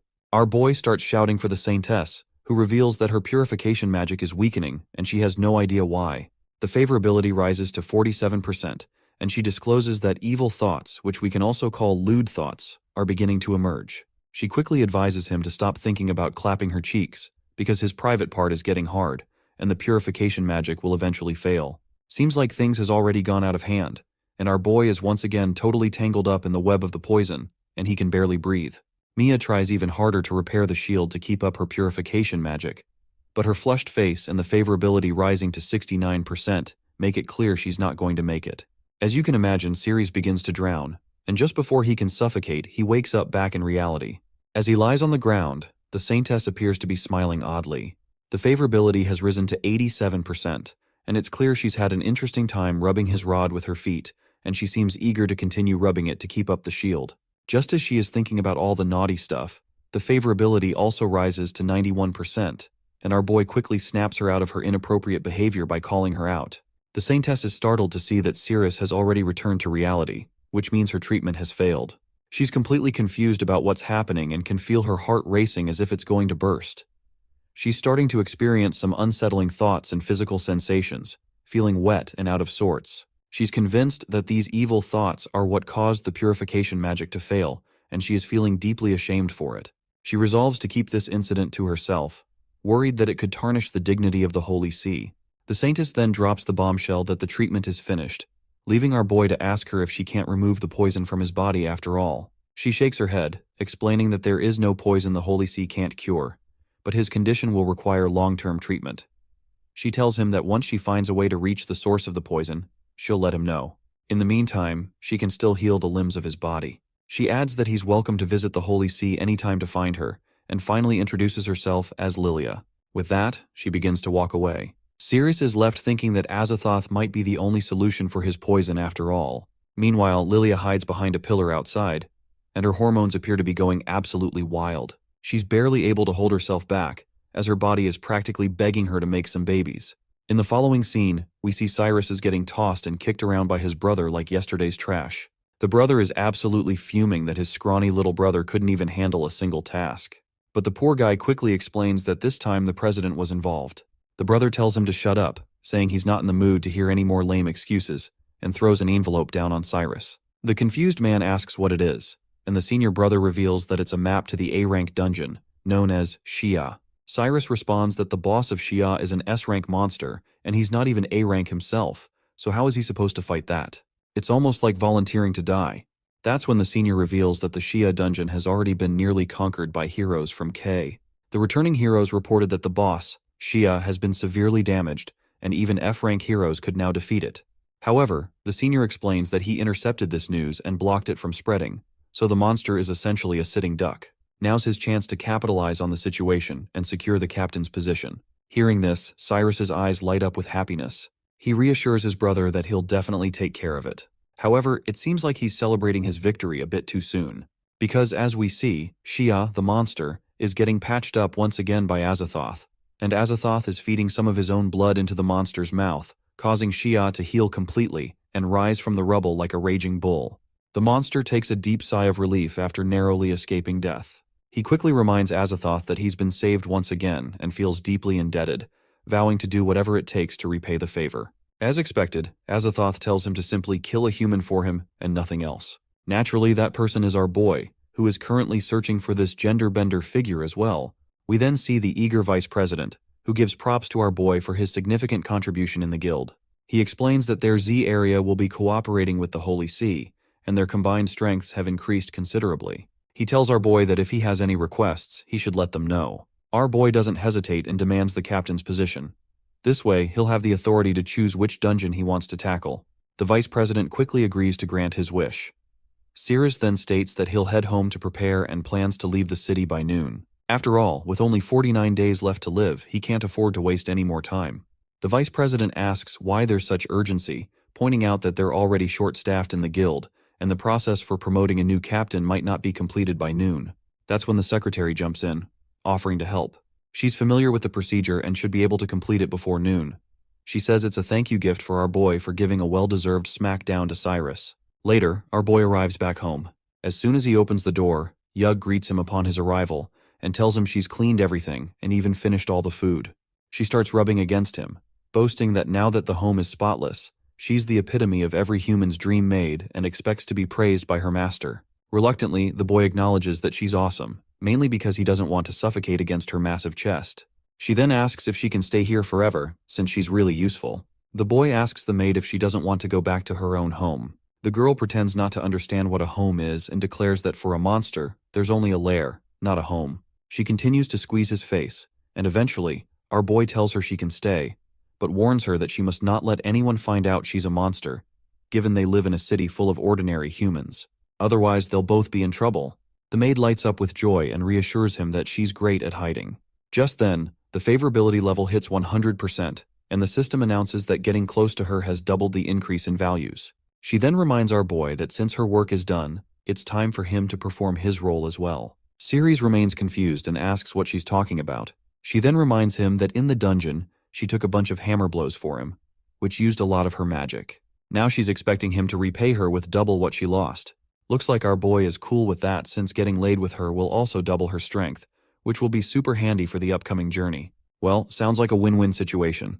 The next scene shows the secretary driving her car, looking forward to arriving at Cyrus's place to deliver him the promotion notice. Meanwhile, the man in question is getting his clothes torn off by his muscular maid. As she rubs her hands against his naked body, she comments on how fantastic his physique is. She starts getting closer and closer, and as soon as she opens her mouth, she begins squeezing his meat, leaving him groaning in pain, or maybe in pleasure. The system window goes crazy with notifications, announcing all the sweet stat boosts he's getting. Meanwhile, the maid is feeling totally pumped up with all the power surging inside her. She doesn't let up and keeps squeezing him, and just as he lets out a huge groan of pain, she quickly softens her grip and apologizes for getting too excited. Suddenly, the front doorbell rings, and our boy can tell that the visitor must be the secretary, here to deliver his promotion notice. He quickly tells the maid to hide for a bit. Once she's out of sight, he opens the door and finds the secretary standing there. He tells her he was just in the shower, so not to mind his shirtless look. As expected, the secretary announces that he's been promoted to captain and hands over the ID card and promotion notice. He gratefully takes the documents, and the secretary also offers him some fruit she brought. Once again, he thanks her for the kind gesture, especially since he's run out of food, and we all know the reason why he is running low in food. Yug listens in closely, while the secretary blushes and tells our boy he can call on her for help anytime. It's pretty clear that Yug isn't happy seeing her master getting all chummy with the secretary, so she pops out of hiding right then and there. The secretary's jaw drops when she sees a tall woman with a pair of assets that could give the entire adult industry a run for its money. My guy gets stunned to see her, and wonders why Yug came out of her hiding spot. To his surprise, she's taken on a human form and immediately starts hugging him again, introducing herself as his passionate sister. As Yug gets all lovey-dovey, kissing him everywhere, the secretary gets jealous. She snatches the fruits she brought, says an annoyed goodbye, and leaves in a huff. Yug keeps up her passionate rambling, which only annoys the secretary more. In frustration, she throws all the fruit into the dustbin. Later on, our guy suits up in his armor, and as he stands at the door, he tells Yug he has an important task for her. She has to transform into a human, buy some food, and make sure not to get caught. With that, he's off, determined to find Azathoth no matter what. As he opens the door to leave, he spots something on the floor. It turns out to be the fruit with a note that says, "Sorry for getting mad earlier." It's pretty clear that it's from the secretary. We then catch up with Cyrus and his goons, who are all fired up about hitting the jackpot after defeating the boss monster. Cyrus in particular is feeling pretty smug. With the map his brother gave him, this whole journey seems like a walk in the park. His lackeys point out that around 10 teams of A-rank heroes came to Area K and all failed to conquer it. But they weakened the boss Shia quite a lot, which gives them an easy victory. Cyrus then gets all cocky and makes it clear that according to the guild rules, the team that defeats the boss first gets all the resources. So, it's not his fault if those previous heroes left the dungeon boss alive. Just then, a giant monster drops down. And guess what? It's our boy, who just took down the A-rank monster rock giant and got the map of the area. Looks like all that squeezing and getting a bit pervy with Yug paid off after all. He then checks his system and notices that Azathoth has already made it deep into the dungeon, reaching the boss's room. Meanwhile, Cyrus and his party are scared by the sudden rustling voices. He quickly grabs his sword and instructs his team to get ready for any threat. To their shock, our boy emerges from hiding. Cyrus literally has no clue what this guy is doing here, and suspects he might be trying to snatch their victory. So, he directly asks our boy what the hell he is doing here. Ceres simply replies that he's here to slay some monsters, just like everyone else. Cyrus asks about the team he came with, but our boy says he's doing this solo and proceeds to walk away, clearly focused on his own mission. Cyrus begins to tremble at the thought of Ceres taking on an A-rank dungeon all by himself. The realization that Ceres might already know that boss Shia is weakened only adds to his anxiety. He quickly hypes up his party and tells them to move faster and follow him. He's determined not to let our boy find the weakened Shia first and steal the credit. Meanwhile, Ceres opens his map via the system, which promptly announces that the map has been activated. A new notification pops up about this sword, known as Bunker Spectre, indicating that pulling out this sword will cause the paths ahead to swap left and right, and it can also disable or enable traps. Meanwhile, Cyrus is feeling confident with the secret info from his brother's map, thinking he's got the upper hand. According to the map, there's a fork ahead. The right path is a dead end, and the left path is the correct one. Cyrus believes he's ahead of our boy, but he doesn't realize that Ceres's system has already clued him in on everything he needs to know. Cyrus dashes toward the right path, feeling smug about his strategy. He believes that once he takes the left path, he'll seal off our boy behind him. It quickly becomes clear that Cyrus's information was off. As he charges down the right path, he's met with a massive dragon, and there also appears to be someone else who is giving a thorough beating to this monster. This cocky guy has no clue what is happening, because his brother's map and intel didn't mention anything about this monstrous foe. The dragon roars and thrashes, its tail smashing through the surroundings. It's a chaotic scene, with debris flying everywhere and the adventurers barely managing to avoid being squished. We then see that person from before fighting the monster. She balls up his fist and lands a devastating blow that sends the massive beast crashing down. The dragon finally crumples to the ground, lifeless, right before Cyrus's feet. He just stares in shock, totally lost on how this woman managed to take down a giant creature with her bare hands. After the monster's down, she zooms over to Cyrus and his team. Seems like she's an S-rank adventurer named Daphne from Area K. As she lands, she asks which area they're from. Cyrus looks pretty nervous in his presence and admits they're from Area Z. When Daphne asks if they're here to conquer Shia's dungeon too, the anxious guy says yes. Daphne then points out that Area K didn't ask for help from Area Z, so she's wondering if he's trying to compete with her. She makes it clear that fighting her wouldn't end well. Cyrus tries to stay chill, suggesting they could work together and that it'd be an honor to team up with her. But Daphne makes it clear she's not into teamwork because only the weak rely on others, and she's definitely not weak. Then she suddenly gets a transmission in her ear, asking if there are any heroes around because dragons have shown up and they need some backup. She quickly squats down, and before launching herself into the air, she tells these shitheads to go back home.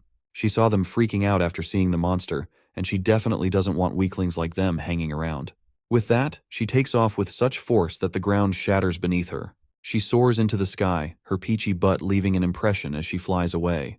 Meanwhile, our guy is still stunned that she can fly. On the other hand, stupid Cyrus is still fixated on taking down that boss monster before she returns, even though she clearly warned him to stay away. Even Ceres can't help but notice how incredibly thick-headed Cyrus is. Cyrus quickly activates the mechanism and drops the giant stone gates, feeling confident that he's sealed off the place. Now he thinks no one will bother them, and they'll finally get the credit for killing that monster. Meanwhile, outside, our guy grabs that sword, and his magic power starts depleting rapidly. With a strong push, he finally pulls the sword out of its place, leaving him with just 3530 mana. The whole area starts to quake, leaving Cyrus and his lackeys bewildered. On the other hand, our guy, now holding this sword known as the Bunker Scepter, takes the right path. Cyrus is feeling pretty confident and figures they'll reach their destination in a few minutes since all the monsters in the area have been cleared. But everyone's jaws drop when they see B-rank furious monsters known as Obsidian Claws. It's clear these monsters are not to be messed with.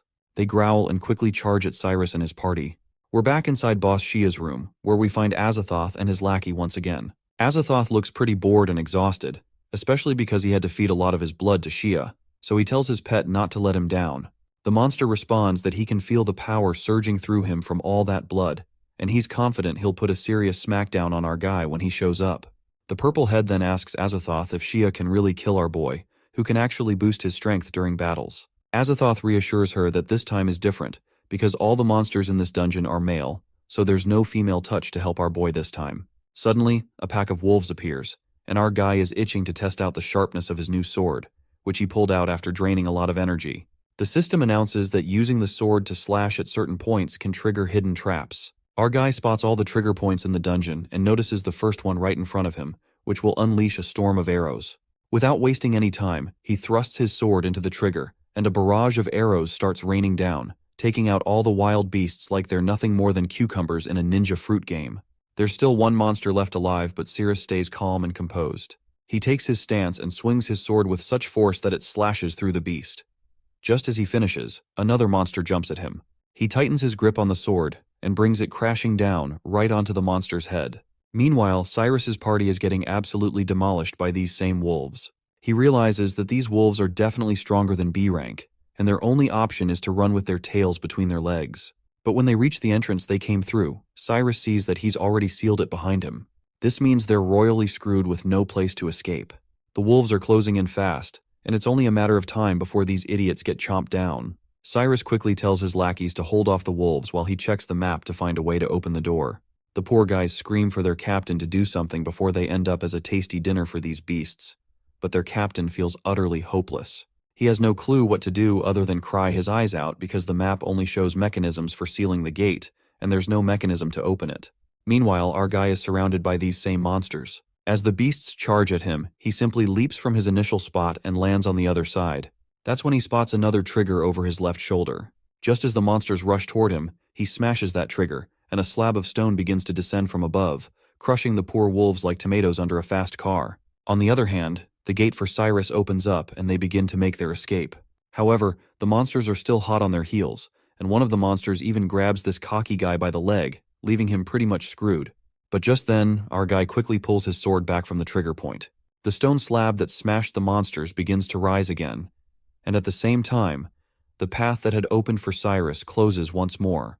The descending slab crushes the monster that was biting Cyrus's leg, freeing him from its sharp fangs. Once our guy finishes off the remaining monsters, he realizes this sword isn't bad at all. As he moves forward, the system guides him to turn right, and he continues on, leaving a trail of dead monsters behind. Meanwhile, Cyrus, despite everything and barely escaping with his life, still refuses to give up. He's more worried that Ceres might reach Shia first. If that happens, Cyrus knows he's in big trouble. His brother even provided him with the map, and if he returns without having killed the monster, his brother will definitely make him regret it. He then notices that all the monsters are dead here, and the road structure matches the map perfectly. It's clear that he's on the right path currently, and he's fuming at the thought that his brother gave him a backward-drawn map that nearly got him killed. Well, it seems like ever since our boy pulled that sword, the paths have shifted, so it's not exactly the map's fault, I guess. After walking a bit further, he encounters another split in the path. They're unsure which way to go, and the map indicates they should head right.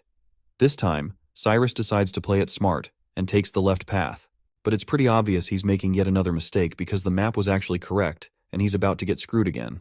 Meanwhile, after taking a lot of lefts and rights, the system announces that he's finally arrived at the boss room. There, before him, is the notorious monster, Shia, who's quite surprised to see our guy wielding the Bunker Scepter sword, which only means he's got some moves after all. Ceres, however, couldn't care less about this monster's yammering.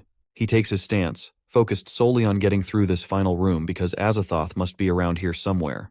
That's when Shia speaks up, saying he's going to take our boy's head to his goddess. As soon as our guy hears the word goddess, he perks up and asks the beast if he thinks Azathoth is a female.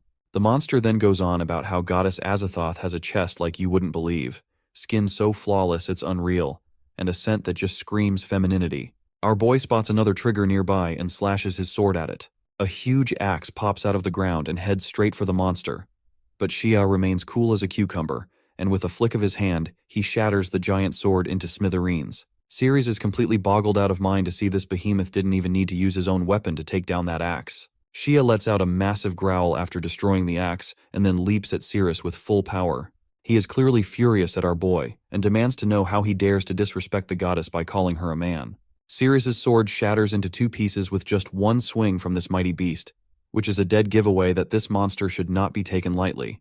But our boy doesn't even flinch, and makes it clear that it's finally his turn to strike back. He pulls out his swift body slash technique and moves so fast that he vanishes from his spot, reappearing behind the behemoth to deliver a sneaky blow from behind. But guess what? This monster isn't a slouch either. He's so quick that, in the blink of an eye, he twirls around with some godly speed and blocks the surprise attack like it's no big deal. Actually, the monster did not turn around, but a clone of him just popped up right in front of our guy, who blocked the sneaky attack with that giant blade of his. The clone then doesn't waste any time and chucks that massive sword at him with so much force that the ground beneath Ceres' feet starts to crack. The monster cockily brags that goddess Azathoth has cranked up his power so much that taking out our boy is going to be as easy as squashing a bug. Well, it's true that our boy is struggling under the crushing weight of that blade. Just as he's locked in a deadlock with the monster, the other clone decides to take a swing at him. Before that sword can slice him in two, he quickly pushes off the ground and breaks free from the deadlock, but the blade still clips his foot, sending him crashing into the wall behind him with such force that it shatters on impact. The two monsters just laugh like they've landed a funniest mom joke ever. On the other hand, our boy is still alive thankfully, but he's seriously doubting if he can handle this monster, especially with that annoying clone hanging around. Meanwhile, Cyrus and his party are getting absolutely wrecked by this giant stone knight. Just as whiny Cyrus is about to get crushed under the monster's massive leg, something whams the giant rock right on the head, shattering it into smithereens like it's nothing. And guess what? It's the same peachy-ass lady from before. The woman asks this whiny guy if he's the one who was calling for help. Cyrus still does not have a clue what is going on and remains silent. But then the lady asks him for one last time if he's the one who was calling for help. The poor terrified Cryas quickly says he was indeed calling for help because he was just about to die. Hearing this, Daphne doesn't hesitate and lands a solid kick right on his face. Honestly, even if you were the one getting kicked by someone like her, I'd say it's a kick worth taking. Anyway, that kick sends the bastard flying like a rag doll, and the woman starts berating everyone, calling them a bunch of useless trash from Area Z. She claims they all think they're brave heroes, but they're just shaking with fear in front of these monsters, which is ridiculously pathetic. As she continues her rant, it looks like Cyrus is finally down for the count. The lady orders his lackeys to take their trash leader and get the hell out of there. They quickly start dragging their captain away and leave the place. Suddenly, she notices something on the other side. She squats down and, before leaping again, recalls that according to the intel, room 3055 should be at the southernmost point at 37. To get there faster, she jumps up and starts busting through 10-foot thick walls like they're nothing more than paper sheets. Meanwhile, Our guy looks utterly exhausted, like he's on the brink of collapse. As exhausted as he might be, he has no choice but to fight these monsters, and nothing seems to be working against them, and he is getting tossed around like a rag doll, and it's like he's barely making a dent. Ceres needs a power boost, but the only way to get one is if there are females around. Luckily, he might not need to worry about that anymore because Daphne has crashed right into the middle of the fight. Once she sees our boy standing behind, she gets pretty curious about what someone from the Z area is doing here. Daphne tells him to just get out of there since he's clearly no match for the boss. But our guy doesn't back down. He insists that this boss is tougher than he expected and asks her to help him out. Well, the woman just gets absolutely annoyed to hear this, because she's an arrogant type who doesn't like teaming up with weaklings, and it's clear she's not thrilled about being asked for help. But Ceres just utters those magical words, "Lock the target." Meanwhile, Daphne is still being her cocky self and trying to boss him around. But those words start messing with her mind. Even though she wants to tear him apart, she finds herself inching closer to him. Eventually, they end up in an intense lip lock, giving Ceres a much-needed power boost and raising the favorability level to 77%. As soon as Daphne realizes what she's done, she pulls back her lips in shock, completely baffled by her own actions. She starts berating him again, accusing him of stealing her first kiss and telling him she's not forgiving him for it. Meanwhile, the monster, annoyed at being ignored, swings its sword at Ceres. But with his newfound power, Ceres dodges the attacks like he's playing tag with a bunch of kids. He then leaps into the air and swings his sword at the monster, slicing it across the throat. The monster can clearly tell that Ceres has become stronger. Daphne, still trying to process what just happened and why she kissed him, is also feeling a bit conflicted.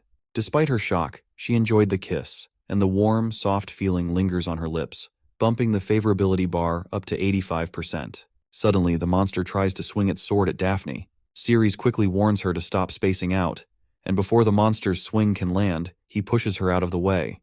The swing shatters the wall above them, and Daphne's armor also takes the brunt of that swing. Her big hooters quickly begin to pop out of her broken armor, which leaves her totally embarrassed. Ceres reminds her that she almost got slashed, so she better stop slacking off. The monster, on the other hand, tries to strike again, but Ceres blocks the attack with his broken sword. As Ceres keeps helping her out, the favorability level rises to 88%. Daphne's armor has been torn apart, leaving her slim body and thick thighs totally exposed. She experiences a jolt of electricity through her body, making her feel paralyzed. Just as the favorability further increases to 92%, our boy's power continues to rise, and even the monster can't ignore his increasing strength. Meanwhile, Daphne's body starts reacting intensely. She can feel a tingling sensation spreading through her lower body, making her legs lose strength. She's feeling something she's never experienced before, and if it continues, she fears her whole body might go limp. The favorability level hits a whopping 97%, which is further making Daphne to fight off her overwhelming urges. She does not want to be a burden, and can't let Ceres help her any more than he already has, because her pride won't allow it. Ceres is pushed back once again and asks her for help, admitting that he can't win this fight alone. Daphne, however, remains stubbornly arrogant. She insists that teaming up is against her principles and that she's always defeated monsters on her own. But at the end, she does suggest a compromise. Since there are two monsters, they can each handle one separately. This way, she can stick to her no cooperation rule while still fighting alongside Ceres. With this newfound understanding, Ceres stands beside her and, in a weird display of sincerity, pulls her close. He reassures her that with her by his side, he is sure that he can win against anyone. Daphne's breathing is heavy, and the tingling sensation from before is back. Her favorability level has shot up to 99%, and she's fighting hard to stay focused. She's got this strong urge to work with Ceres, which she's not used to feeling. Meanwhile, we catch Azathoth in a miserable state, puking his guts out and complaining about how his heartless body is running out of steam. His lackey freaks out to see him in such a condition, and asks if Shia hasn't dealt with the human yet. Back with Daphne, she's having a hard time wrapping her head around why she's so eager to team up with Ceres. She used to be all about doing things solo, but now she feels this powerful pull to join forces with him, and maybe even embrace him. Meanwhile, we see Azathoth handing Sadiel a red pill, and he explains to her that he doesn't have much time left to wait for Shia to take out Ceres. The pill is infused with his blood spirit, and he tells her to give it to Shia so he can consume it. This way, Azathoth plans to take on Shia's physical body and abilities. He further states that by using Shia's physical duplication ability, he can deceive the system's mark, but Shia's body will only be able to handle his power for a few seconds. During that brief window, he plans to forcibly reclaim his heart, even if it means taking a huge risk. Sadiel eyes the pill with a hint of sadness. wondering if Cirrus will die here. Azathoth gets clearly infuriated to hear this, and demands to know why she's so concerned about that human. Sadiel quickly reassures him that she feels nothing but disgust for humans. Literally no concern, just revulsion. We're back with Cirrus, who's still battling the maniac of a monster. His sword is falling apart, and he's even got a few ribs cracked.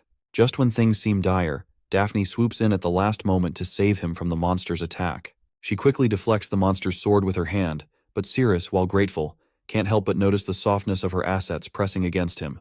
Before he can fully appreciate the moment, the monster flings them away, and Cirrus ends up getting pinned under the weight of Daphne's considerable assets, which might just be enough to shake up the entire dairy industry, if you ask me.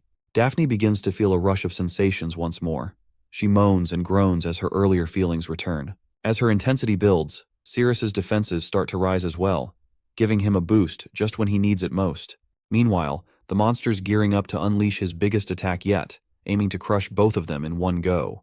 Back with our guy, he's got a nosebleed after being overwhelmed by her softness. She's worried she might have caused it with her weight, so she quickly steps back and apologizes. The monster's ready to fire off his massive energy ball, and he quickly throws it right at the duo. The ball incinerates everything in its path, obliterating the walls and leaving a huge gaping hole. The two clone monsters are grinning like Cheshire cats, and they are quite sure that they've blasted our heroes to bits. But it turns out they underestimated the power of Absolute Booba. She appears to have blocked the gigantic energy ball single-handedly, though her armor shatters and falls off after absorbing the impact. She turns to him, asking if he's okay. He replies that he's fine, though a few ribs are broken. She reminds him that he's no match for Shia at all and warns him that if he keeps fighting, he's definitely going to die. She then stands confidently and makes it clear that this battle is hers alone and she's ready to drive the monster away right now. But despite her determination, she can't shake her desire to touch him. She's overcome with an intense urge to grab him and pull him close, wanting to feel that sense of dominance. She then tells him that her blue armor has already worn out from the last attack, which leaves her body exposed entirely, and she definitely does not want this monster to look at her big boobs. She admits that she can't cover her body while fighting, so she shyly invites him to hold her milky breasts for her. Even though she's saying this out loud, she's battling with her inner feelings, trying to keep her desire from taking over. She reminds herself that she's a top-notch hero, trained to the highest level, but all her training seems to be slipping away as she struggles to control her own urges. Meanwhile, our guy is doing his best to stay on his feet despite his injuries. That's when Daphne realizes why she's feeling so intensely about him. She convinces herself that what she's feeling isn't desire, but a duty to protect the weak, since she's seeing an injured man. It's a nice way to rationalize things, but deep down, we all know that she's just fooling herself. Eventually, she extends her hands towards him, ready to pull him in closer because it's her responsibility to protect him. Her favorability level has finally hit 100%, and the system reminds her that upon close contact, all of his stats will double. Just as she's pulling him in for a close embrace, the monsters make another attack. But by the time their strikes land, the stupid monsters are hitting nothing but empty ground, because our guy has already leapt out of the way with Daphne in his arms. Her body then starts to react intensely, and she can feel a burning sensation inside, which has gotten stronger than ever before. As her desire grips her heart, her hold on him tightens, and he starts to bleed from his nose after getting overwhelmed by her softness. But that passionate embrace gives him a huge boost in power, and they finally touch down on the ground. She tells him she's just holding him to protect him while he's injured, so he shouldn't read too much into it. He replies that they're both good people and that every sacrifice is worth it to take down the monster. Meanwhile, the monster starts churning out even more clones, and now there are a total of 4. On the other hand, our boy is also doing his best to stay close to Daphne, because he wants every bit of strength he can get from her embrace. The scene then takes us to Sadiel, who's still staring at the red pill with worried eyes. Azathoth's words keep echoing in her mind, reminding her that since she's drunk his blood and resonated with his body, if he dies, she won't survive either. Looks like we're wrapping up this chapter here. As much as we'd love to see Sadiel's decision and how our guy's gonna beat that monster, we'll have to hang tight for the next episode to find out.